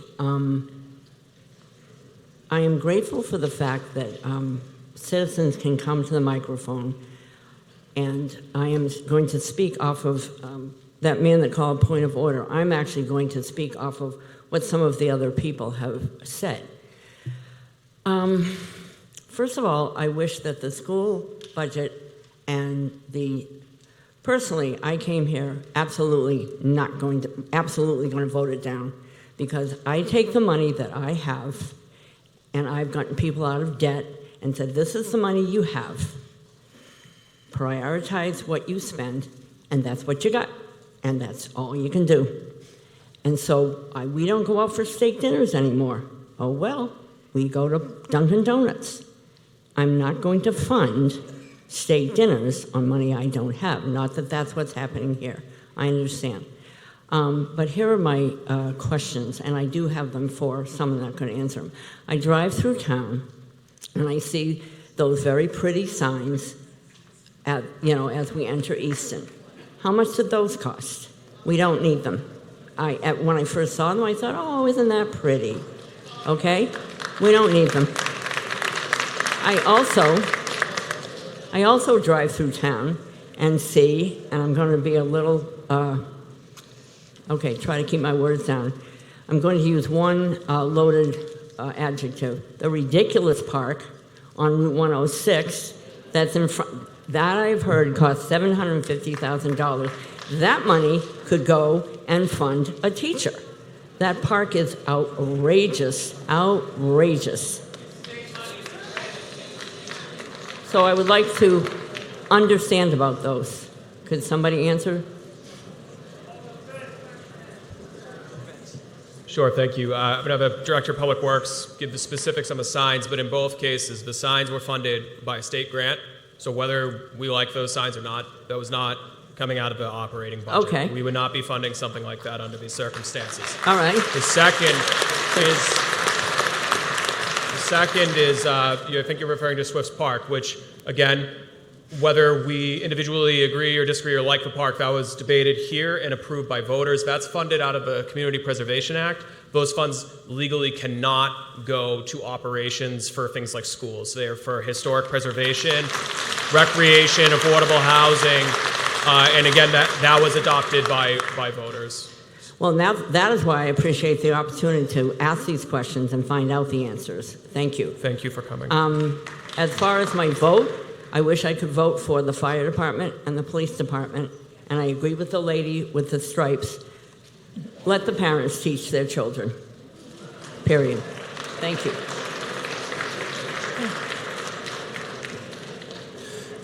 Greg Shea, 40 Union Street. I'm a lifelong resident of Easton. I graduated from OA in 2001. The transformative education I got in Easton propelled me to be the first person in my family to graduate from a 4-year college. It propelled me further to be the first person in my family to earn a master's degree, and it landed me on one of the best jobs you can have on earth, which is a middle school English teacher in East Bridgewater. And I don't want to take a lot of time because it's getting late, but I want to address this point that these people made. I was teaching after the 2008 financial crisis, and I can tell you how bad it looks on screen. It's 10 times worse in real life. Our kids, my 10 and 12-year-old daughters, all your kids, all your grandkids will have corners cut on them. And this isn't the time for that. These kids survived COVID if they're old enough to have lived through that. My kids are still scared when they hear somebody sneeze. All right? This is a way we can spend our money that's going to be valuable. All right? We have the money in this town. We have the tools to address fixed income seniors who I dearly value and love and have them in this town, and our kids. So I am deeply in support of passing this override. I'd also like to call the question because child care is going to be running out pretty soon.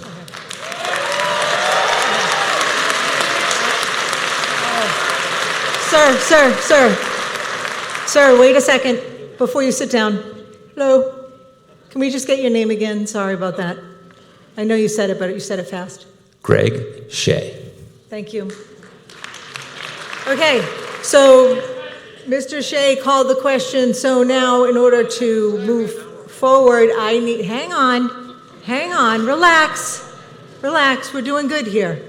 I need a 2/3 majority vote. All those in favor of calling the question, orange cards up, please. All those in favor of calling the question. All right, so it passes by 2/3 majority. Am I good? Oh, wait. All those opposed to calling the question, please raise those orange cards. No? Okay. Okay, that was easy.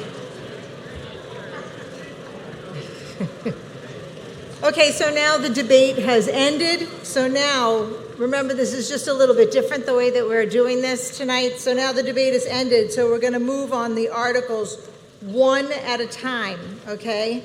So, and keep in mind, everyone, that if you're here solely because of the override budget, Articles 2A and 2B, the town still has to pass a balanced budget as represented in Article 1 in the event that the June 10th ballot question is not approved so that Easton has a balanced budget come July 1st. So that all being said, Article 1.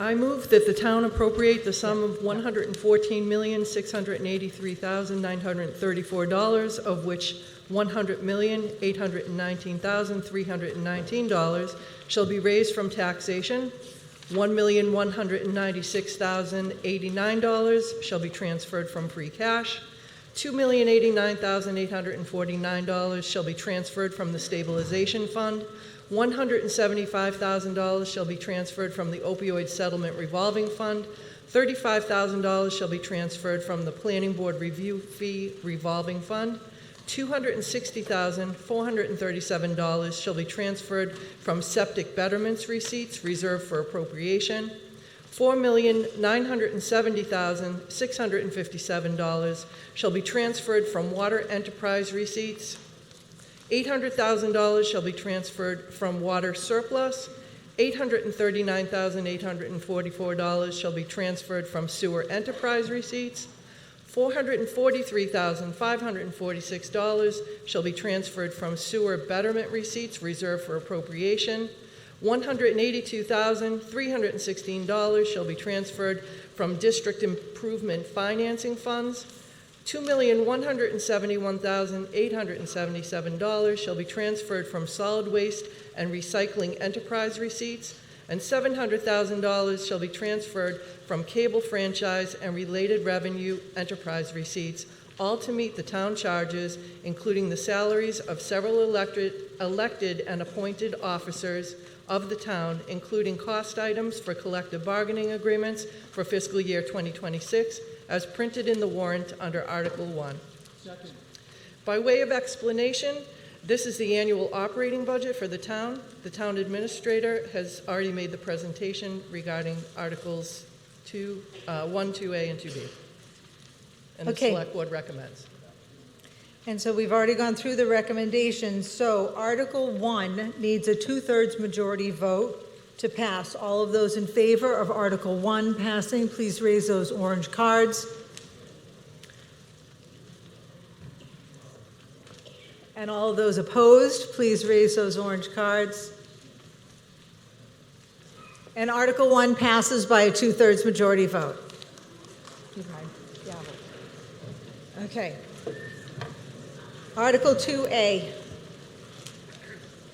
I move that the town vote to establish pursuant to General Law, Chapter 40, Section 5B, an override reserve stabilization fund for purposes of defraying future town and school wages and insurances contingent upon the passage of the alternative override budget detailed in Article 2B and associated Proposition 2.5 referendum question. Second. By way of explanation, this motion is required to create the Override Reserve Stabilization Fund to enhance the longevity of the override and offset future wage and insurance cost increases. And again, we've already gone through all of the recommendations. Article 2A also needs a 2/3 majority vote to pass. All of those in favor of Article 2A passing, please raise your orange cards. And all of those opposed, please raise your orange cards.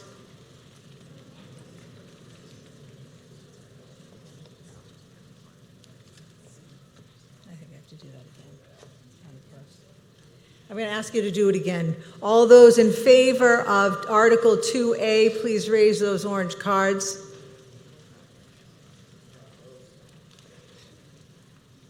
And all those opposed to Article 2A, please raise those orange cards.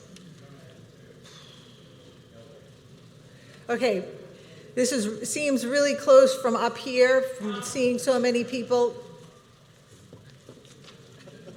So what I'm going to do is we're going to do it again this time. All those in favor, raise the orange cards and stand up. We're going to send counters around, okay? Point of order, stand up, Madam Moderator. stand up and raise your orange cards, or at least stand up. Okay, thank you. We're going to send counters around. Yeah, you need to keep your hand raised because we need to see that orange card. We're sending counters around. Thank you. And we don't know how many people there are. Oh, that's right.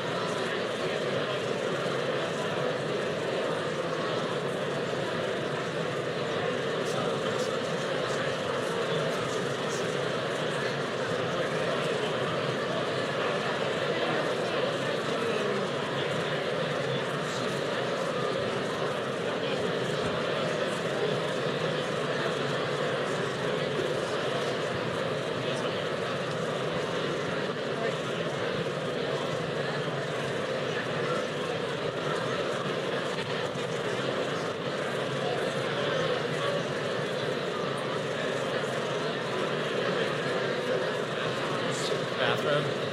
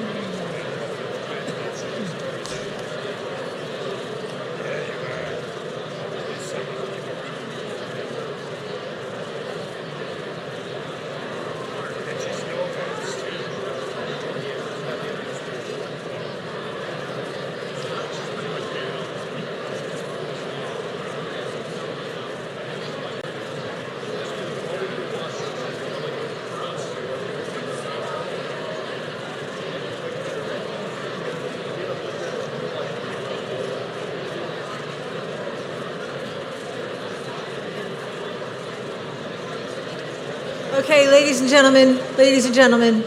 Okay, now I need all of those opposed to Article 2A passing to raise your orange card and stand up so we can count the oppositions to 2A.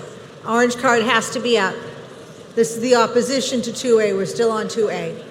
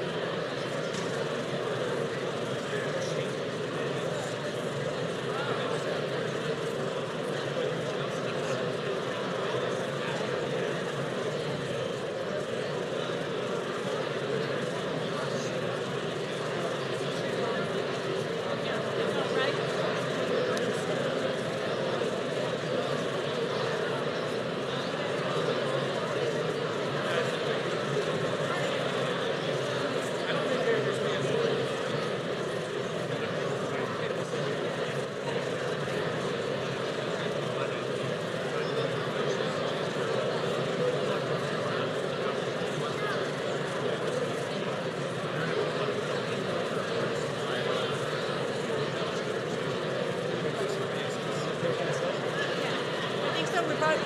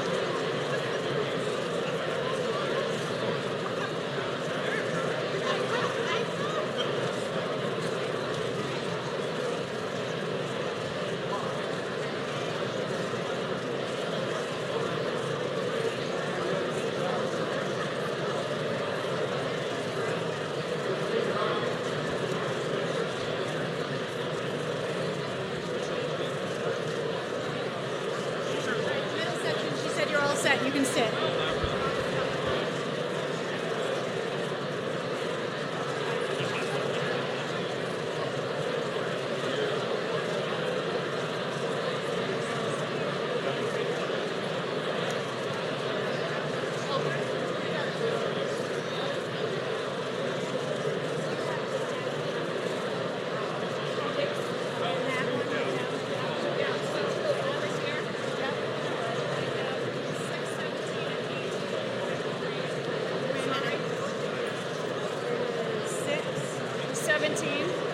And 18, and then that's that section that's below, and both below, and here, yep. And then you need to add to hers, right? Yes.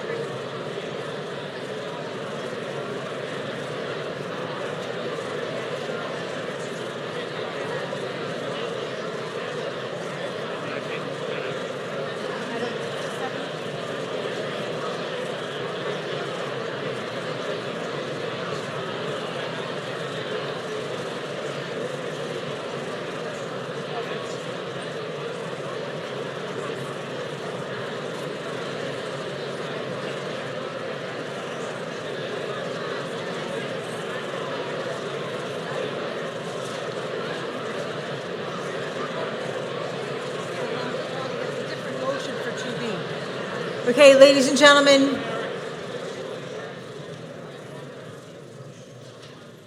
Okay, so Article 2B did not pass. Failed. Did not pass. I'm sorry, 2A. I'm sorry, 2A. So now we're moving on to Article 2B.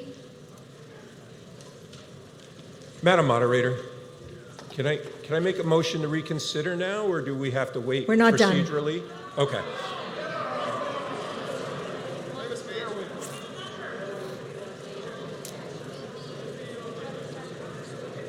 I move that the town vote to appropriate the sum of $117,747,996, of which $107,169,319 shall be raised from taxation, $175,000 shall be transferred from the opioid settlement revolving fund, $35,000 shall be transferred from the Planning Board Review Fee Revolving Fund, $260,437 shall be transferred from septic betterment receipts reserved for appropriation, $4,970,657 shall be transferred from water enterprise receipts. $800,000 shall be transferred from water surplus. $839,844 shall be transferred from sewer enterprise receipts. $443,546 shall be transferred from sewer betterment receipts reserved for appropriation. $182,316 shall be transferred from district improvement financing funds. $2,171,877 shall be transferred from solid waste and recycling enterprise receipts, and $700,000 shall be transferred from cable franchise and related revenue enterprise receipts, all to meet the town charges, including the salaries of several elected and appointed officers of the town, including cost items for collective bargaining agreements for fiscal year 2026, which represents the appropriations outlined in the warrant under Article 2B, with the exception of the $800,000 appropriation to the Override Stabilization Reserve Fund, which is being stricken due to the failure of Article 2A, with said appropriations to be made in place of any funds appropriated under Article 1, provided that the appropriation of funds and adjustment of funding sources described in the contingent override budget approval column shall be contingent on the passage of a Proposition 2.5 referendum question under General Laws, Chapter 59, Section 21C, and that if such a referendum fails, any appropriation made under Article 1 shall remain in place. Second.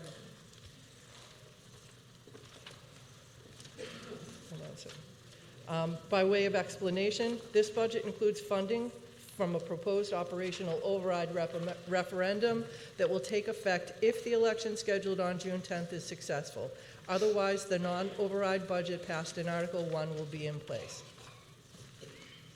Okay, and we already did the recommendations on Article 2B. So in order for Article 2B to pass, it needs a simple majority vote. We're going to do the same thing all over again. All of those in favor. I request a secret ballot, Ms. Moderator. Okay, hang on. Let me explain about what the secret ballot is going to do here. So at this point in time, it's what? It's 9:30. If we have a secret ballot at this point in time, then what's going to happen is it's going to end up probably another hour, 2 hours that we're going to be sitting here and voting. And what we're going to be doing if we do that is we're going to allow parents that have young children that are in babysitting right now go first, then the seniors, and not until they get to do all of their secret ballots do we then take everybody else and let them do the secret ballot. So, hang on. I don't need hecklers. It's not what we're here for. I'm trying to explain. So everybody needs to understand with that caveat that we're talking about another hour, 2 hours sitting here listen, please. All right? While we do a secret ballot, and we've already been through 1 and 2A, but ultimately it's up to you. But here's the thing. We have one person who moved for it. If you people really want it, I need 29 more people to say that they want it, okay? But I also need to know, and town meeting time and our bylaws say that I can inquire as to why. Why is it that a secret ballot is important? At this point, we've already been through Article 1, Article 2A. So why is it that a secret ballot is important? It's in the bylaws. After inquiry.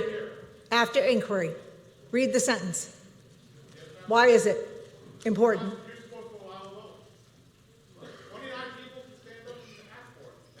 No, it doesn't say that, sir.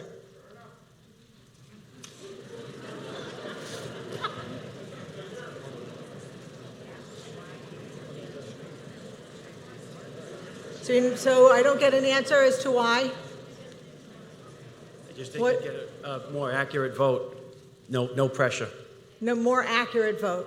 We I had think you'd get a counters more going accurate around. vote. All right, so 29 people I need to add to this one for 2 hours. Who wants a secret ballot?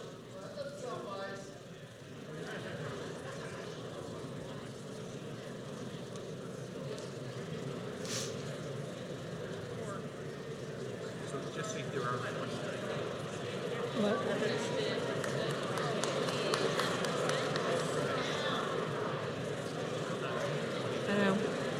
Okay, I don't see the 29. I see 3. Okay, we're moving on.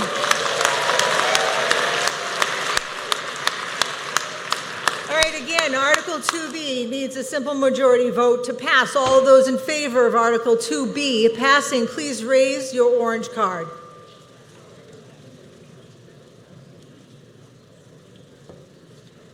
Okay, put your cards down. All of those opposed to Article 2B passing, please raise your orange card.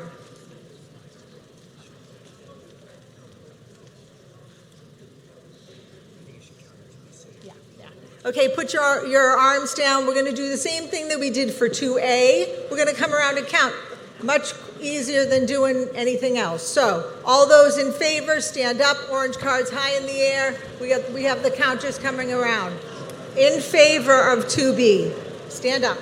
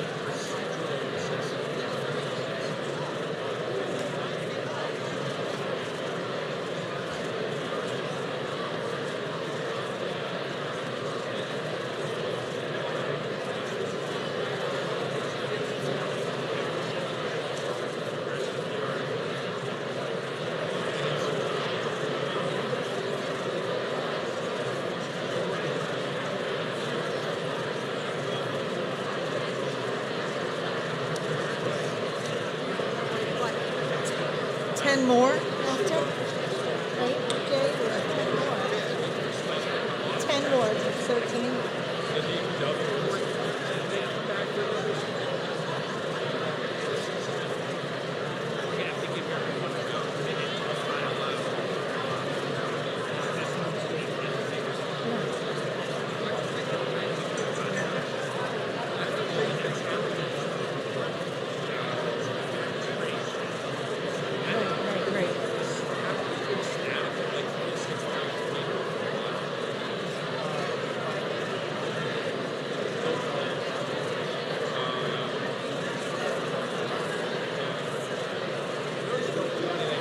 Let's see.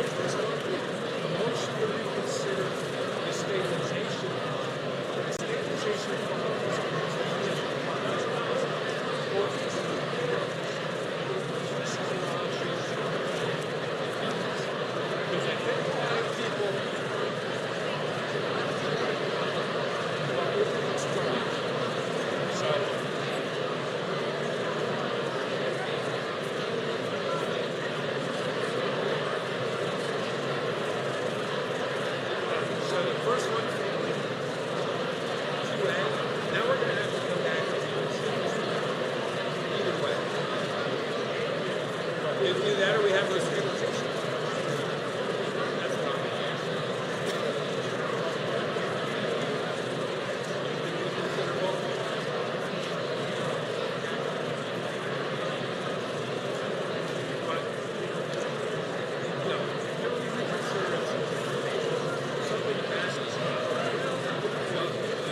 Okay, ladies and gentlemen, can I have your attention, please? Okay, so now for Article 2B, all of those opposed to Article 2B, I need you to stand up with your orange cards raised nice and high. Almost there. Thank you.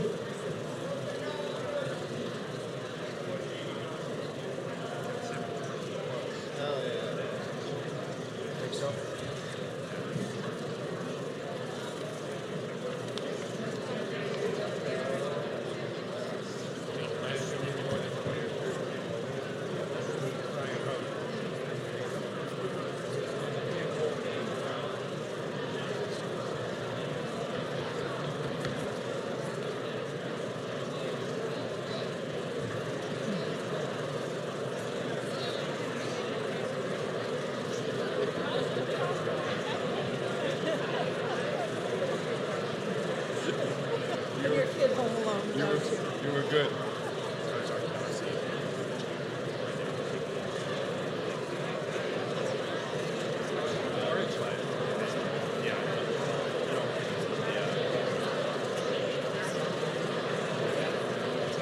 She's hanging on for a minute. She had like 2 of them saying.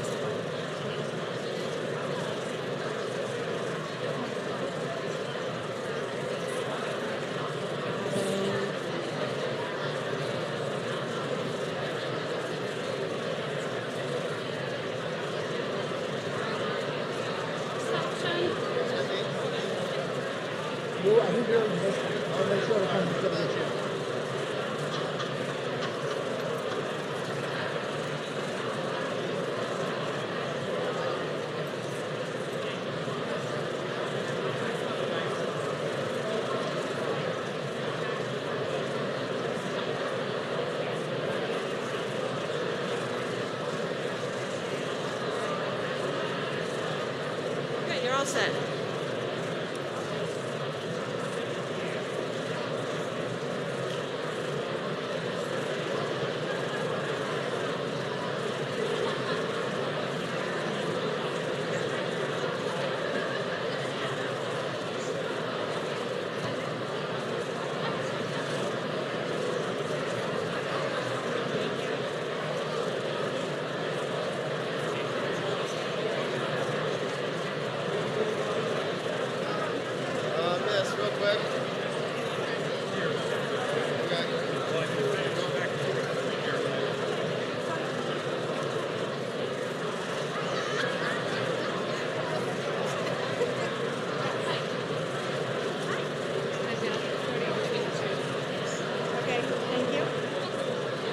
almost there.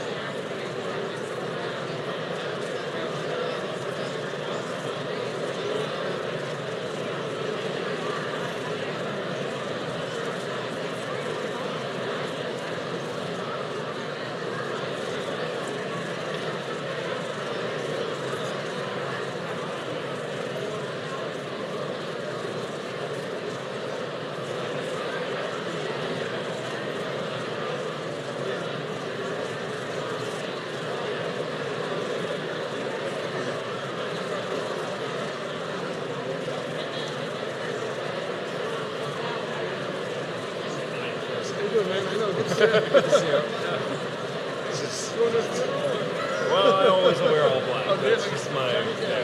It's actually I did it to reduce the cognitive load of having to pick colors. It's a very job scene type thing, but it wasn't. I just thought it was. I was like, all right.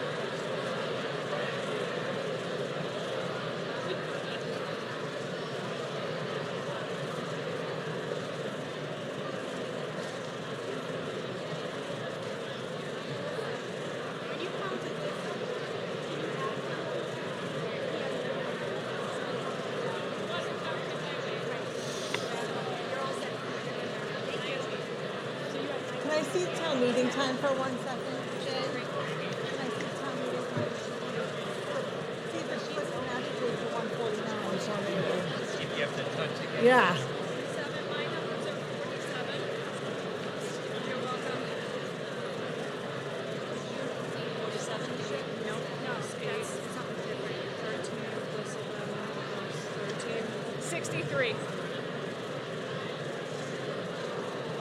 Okay. As soon as this passes, Bev, she was an usher. So as long as this is good, we're just waiting for this. Then everybody can go. Yeah.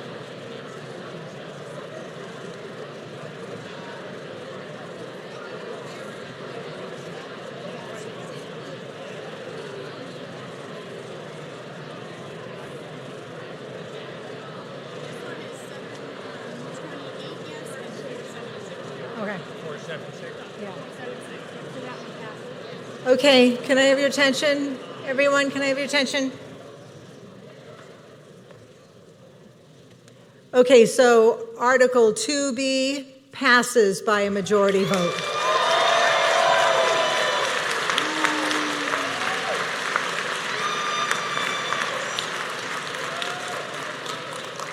Okay, Article 3. You want to know the numbers? They were 728 yes, 476 no. So can you explain that to me just a little bit on why when 2A did not make it, but, I mean, the first one went no, which says that would only put it on paper, right? Yeah, town council can explain it to you. I'm sorry? Jay Talaman can explain Yeah. it. So the first question was voted down no, right? 2A was voted down no. 2A was correct. voted no. 2A was voted no So because it why did not did- get 2/3. Correct.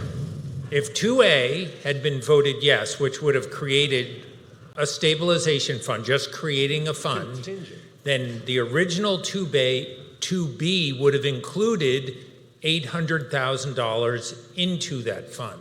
So the original 2B would have followed that. When 2A failed because it didn't get 2/3 votes, 2B removed the stabilization fund money. The motion that Ms. Fulgenetti stated said that the $800,000 were stricken. Everything else in the original 2B, for the most part, was preserved, and that was just a simple majority vote because there was no stabilization fund monies being spent.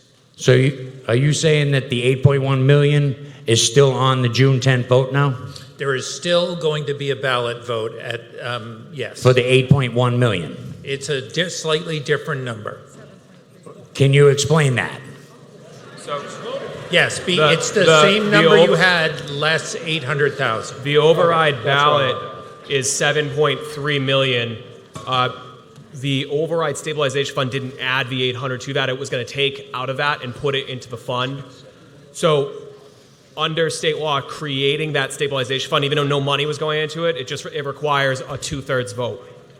Passing the budget, provided we're not spending reserves, is a simple majority. So that's why one failed and the other passed. I believe Article 2A had a majority as well. It just wasn't 2/3. So the ballot on June 10th is still on. It is 7.3 million. The distinction here is that town meeting did not create the override stabilization fund, and the budget that has just passed spends 800,000 less. Which was Article 1. Which was Article 2A. 2A would have created a fund to put the $800,000 in. When you chose not to create the fund, Article 2B was changed to remove that 800,000. Everything else about 2B passed. So the override, just so I fully understand, I may not be the only one that's confused here. The override for 7.3 million passed. No, the budget was appropriated. Now you have to vote for it at the polls. Okay. Thank you. Thank you. I make a motion to reconsider 2B. Okay, so here's the issue with a motion to reconsider. Town meeting time gives the moderator the authority to accept a motion to reconsider or not accept a motion to reconsider. Well, there's a whole bunch of reasons behind it, but the only way that I will consider a motion to reconsider is this: if there are new facts that nobody has heard in this audience. Everybody sat here for over an hour, listened to more than 14 people speak, listened to presenters. If there is something completely new, if you, whoever it was that moved to reconsider, can tell me some new fact, then I will do a motion to reconsider. We'll consider a motion to reconsider. No, it's not within the articles. It has to be within the articles. Is there a new fact? Usually that's not consideration. So when a motion for reconsideration is made, it is always approved by the moderator. There's never new facts that have to be considered. It's part of the procedure of a town meeting. No, town meeting time has been updated, and it gives the moderator the discretion to deny a motion to reconsider again, unless there is a new fact. So give me a new fact. Okay. Well, I have to be opposed to your view because I think the rules That's say... Fine. You can be opposed to my view. What's the new fact? All right.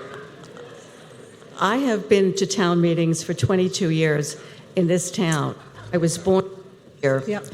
And I can only say, at every town meeting, when a vote for reconsideration has been made, it's been honored. Right. Now, if the yeses had lost, they would have a right to have a motion for reconsideration too. That's correct. That's correct. And I would be standing here saying the same thing. And we have been talking about this. You all have been talking about this. We've been here since 7 o'clock. If there is not a new fact, there is no motion to reconsider on the floor. So the motion to reconsider is denied. So let's go. Article 3. It's interesting that the moderator has made up her own rules procedurally.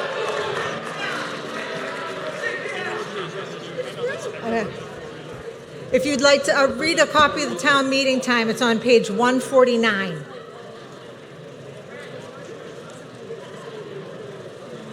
Okay, Article 3.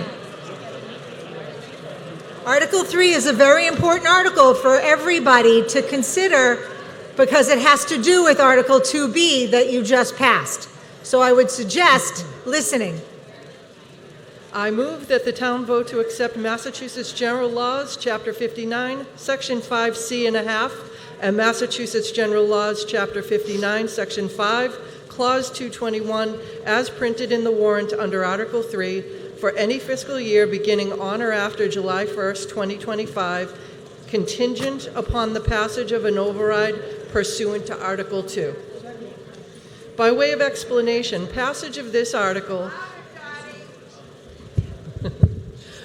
passage of this article will provide additional tax relief to qualified individuals. Acceptance of Mass General Law, Chapter 59, Section 5C.5 will effectively double applicable exemptions, being limited only in instances where the additional amount reduces taxes below 10% of the full value, or if the additional exemption results in a taxpayer owing less tax than was assessed in a prior fiscal year. Acceptance of Mass General Law, Chapter 59, Section 5, Clause 221 will increase the amount of the tax exemption granted to veterans on their domiciles annually by a cost of living adjustment determined by the Department of Revenue based on the Consumer Price Index. The projected annual financial impact of this article is approximately $150,000, and it's contingent upon the successful passage of the override budget in Article 2. So before we move on, Ms. Fulgenetti, in the motion, I know that you read the whole motion, but it's not 221, it's 22I. So could you just reread that one, the motion itself? Sorry, everyone. I move that the town vote to accept Massachusetts General Laws, Chapter 59, Section 5C.5, and Massachusetts General Laws, Chapter 59, Section 5, Clause 222I, as printed in the warrant under Article 3 for any fiscal year beginning on or after July 1st, 2025, contingent upon passage of an override pursuant to Article 2. Thank you so much. Select Board.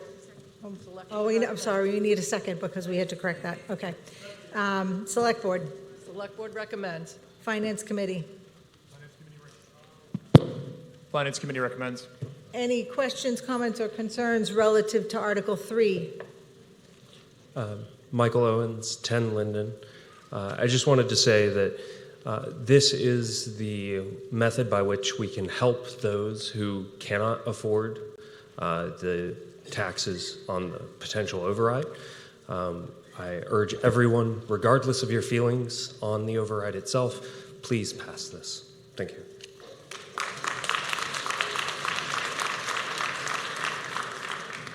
Any other questions, comments, or concerns regarding Article 3? Madam Moderator, my name is Joseph Thayer, and I am a 23-year Navy veteran, and I have also another 10, 15 years as a government employee. I support this amendment, and I urge everybody who wants to take care of their military members, retired, to vote yes for this. Great, Mr. Thayer, can I just get your address? I don't think you said your address. 110 Summer Street. Thank you.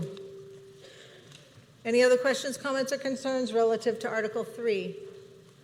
Okay, seeing none, we need a simple majority vote for Article 3 to pass. All those in favor, please raise your orange cards. And all those opposed, please raise your orange cards. And Article 3 passes by a majority, simple majority. Article 4, Select Board Member Barger. I move that the town vote to appropriate the sum of $2,769,000 for the purpose of meeting the capital budget needs of the town for fiscal year 2026 as listed in the warrant article under Article 4, and that to meet this appropriation, $107,000 shall be transferred from free cash, and that the treasurer, with the approval of the select board, is authorized to borrow $2,662,000 for enterprise items under Massachusetts General Laws, Chapter 44, or any other enabling authority, and to authorize the Select Board to do or to take all actions necessary or convenient to carry out this project on behalf of or in the name of the town. Need a second. Second? By way of explanation, this reduced annual capital budget has been scaled back from prior years to prioritize and include only the most urgent capital needs. The outcome of the override contingent budget will significantly influence Easton's capacity to fund capital projects and will be reevaluated in the fall once results are known. Select Board recommends.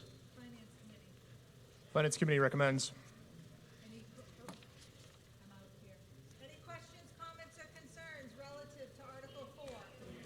I don't know why. Oh, there we go. I'm surprised you can't hear me. I'm pretty loud. Any questions, comments, or concerns relative to Article 4? Way. The third largest item in the budget was interest service. How would this $2.6 million contribute to that? Thank you. Finance Director is going to come up and speak to the annual cost impact. To be clear, the 32% for fixed costs is not representative of our debt service. Our debt service for typical capital like this is about 3 to 4% of our budget, not 32. It's contained in that 32. But Wendy will speak to the forecasted cost of the borrowing. Good evening, Wendy Nightingale, Finance Director. These will be bonded over anywhere from 10 to 20 years, and the interest rate is about 4%. And that translates to what? We've got $10 million right now in the budget.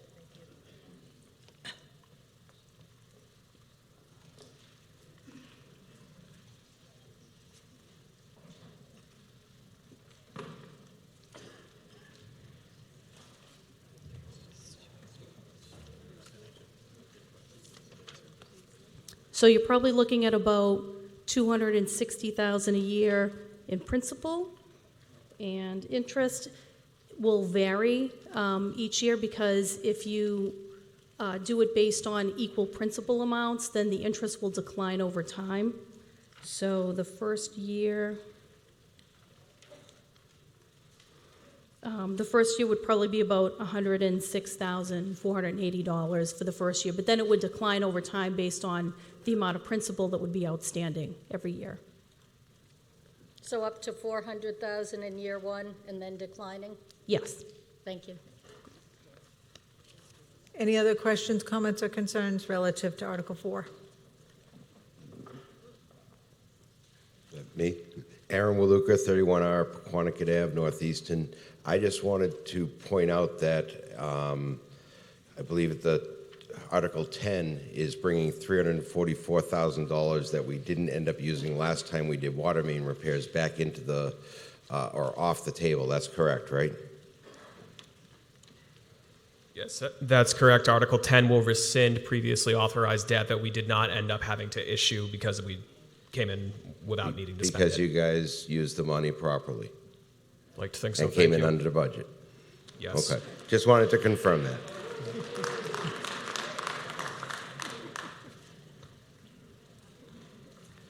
Madam Moderator, this is Joseph Thayer from 110 Summer Street. And regarding Article 4, what are the guarantees? What are the warranties? What is the bill of material going to be, and how is that going to be warranted for future problems?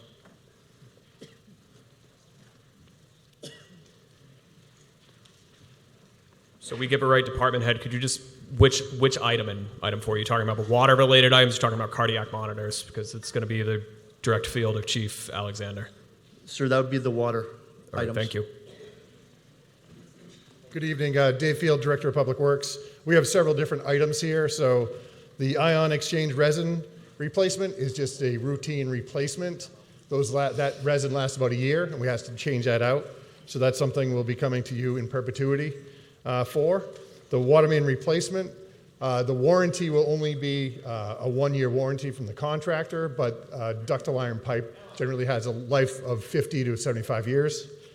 In the generator upgrades, again, a standard warranty would be 1 year on performance, and probably a 5-year warranty on the generator. Okay, any other questions, comments, or concerns relative to Article 4? Okay, seeing none, Article 4 requires a 2/3 majority vote in order to pass. All those in favor, please raise your orange cards. And all of those opposed, please raise your orange cards. And Article 4 passes by a majority. 2/3 majority, sorry. Article 5. I move that the town vote to supplement the following fiscal year 2025 budgets. Water enterprise, $125,000. Solid waste and recycling enterprise, $200,000. And to meet this appropriation, $125,000 shall be transferred from water surplus and $200,000 shall be transferred from solid waste and recycling surplus. Second. The Water Enterprise Fund requires supplemental funding for meter replacements, and the Solid Waste and Recycling Enterprise Fund requires additional funds to cover increased costs and participation in the program. Select Board recommends. Finance Committee. Finance Committee met earlier this evening and recommends. Any questions, comments, or concerns relative to Article 5? Okay. Seeing none, Article 5 requires a simple majority vote in order to pass. All those in favor, please raise your orange cards. And all of those opposed, please raise your orange cards. And Article 5 passes by a simple majority. Article 6. I move that the town vote to accept the reports of the Select Board, Town Administrator, Assessors, Board of Health, Town Clerk, Treasurer, Collector of Taxes, School Committee, Town Accountant, Director of Public Works, and other departments, boards, and committees of the town. Second. This is an annual vote to accept the town report. Hard copies of the town report will be available at voter check-in. Select Board recommends. Finance Committee. Finance Committee recommends. Any questions, comments, or concerns relative to Article 6? Seeing none, Article 6 requires a simple majority vote to pass. All those in favor, please raise your orange card. All those opposed, please raise your orange card. And Article 6 passes by a simple majority. Article 7. I move that the town vote to authorize the total expenditure pursuant to General Law, Chapter 44, Section 53E and a half for the fiscal year beginning July 1st, 2025, to be expended in accordance with said bylaws pertaining to the revolving funds as printed in the warrant. Second. By way of explanation, this article sets the annual spending limits for all revolving funds established pursuant to Massachusetts General Law, Chapter 44, Section 53E and a half. Select Board. Select Board recommends. Finance Committee. Finance Committee recommends. Any questions, comments, or concerns relative to Article 7? Seeing none, Article 7 requires a simple majority vote to pass. All those in favor of Article 7, please raise your orange card. And all those opposed, please raise your orange card. And Article 7 passes by a simple majority. Article 8. I move that the town vote to fix the salary and compensation of all elected officers of the town as provided by Section 108 of Chapter 41 of the General Laws as printed in the warrant. Second. By way of explanation, this is an annual article required by statute to set the salary levels for all compensated elected officials. Select Board. Select Board recommends. Finance Committee. Finance Committee recommends. Any questions, comments, or concerns relative to Article 8? Seeing none, Article 8 requires a simple majority. Oh, sorry. Sorry, I'm going too fast. No, I'm just too short. So I'm seeing the number here, and I just want to know, is this to increase to 1,800 or to decrease to 1,800? It's not clear. Is this, it's neither. It's level funding it. It's $1,800 per year, and this is what it's been for a couple decades. So but the law requires that it be voted every year. So it's not changing. Okay. So elected officials get paid. It's not a volunteer job? I thought it was. It's about $35 a week.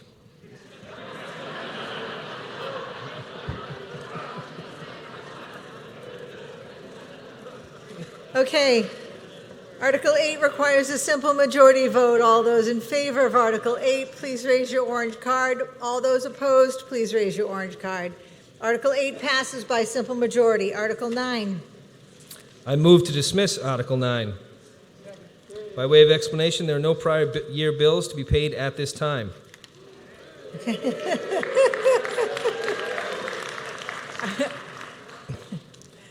Select Board recommends.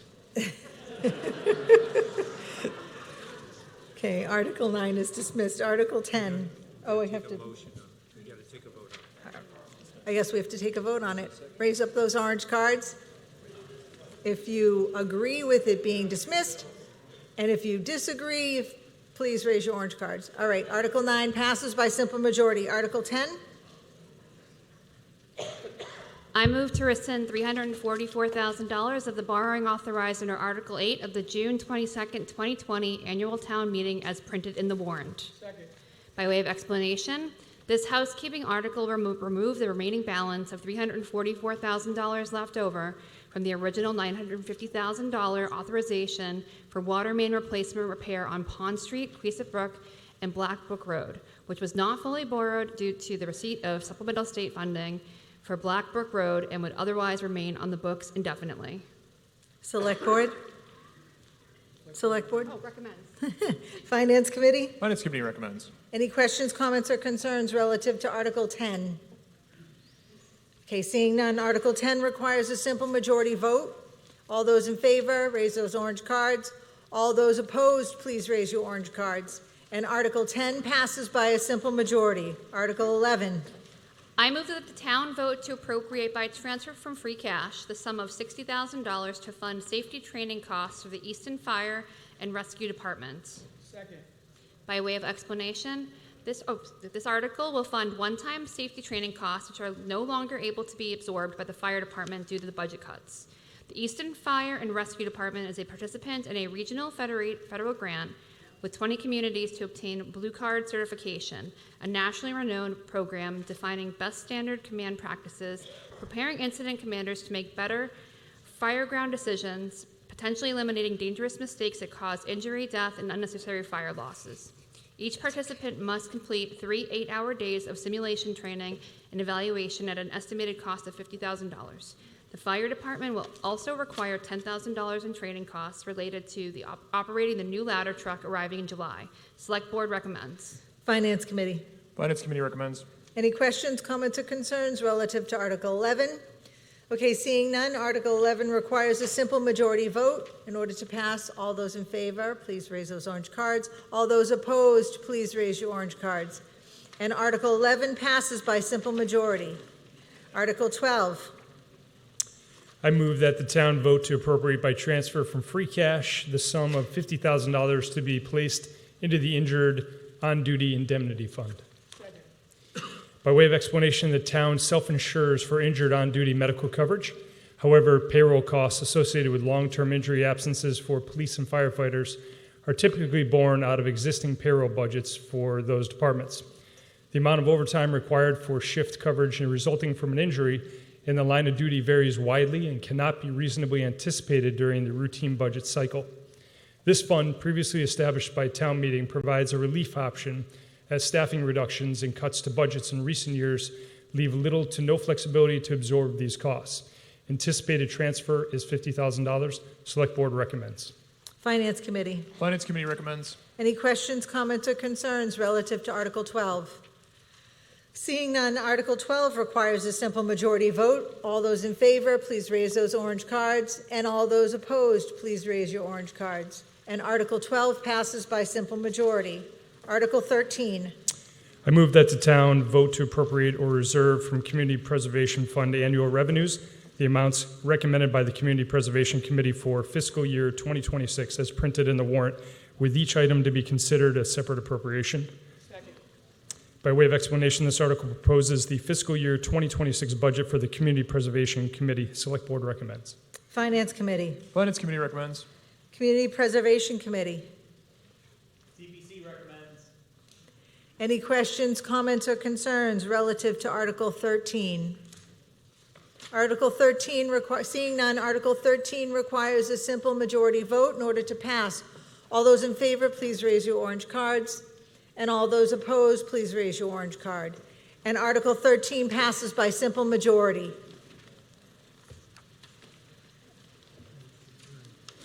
Yeah. Madam Moderator, I'd like to make a motion to adjourn. Second? All right. Thank you, everybody, for sticking it out with us. Yeah. All those in favor of leaving? Raise those orange cards.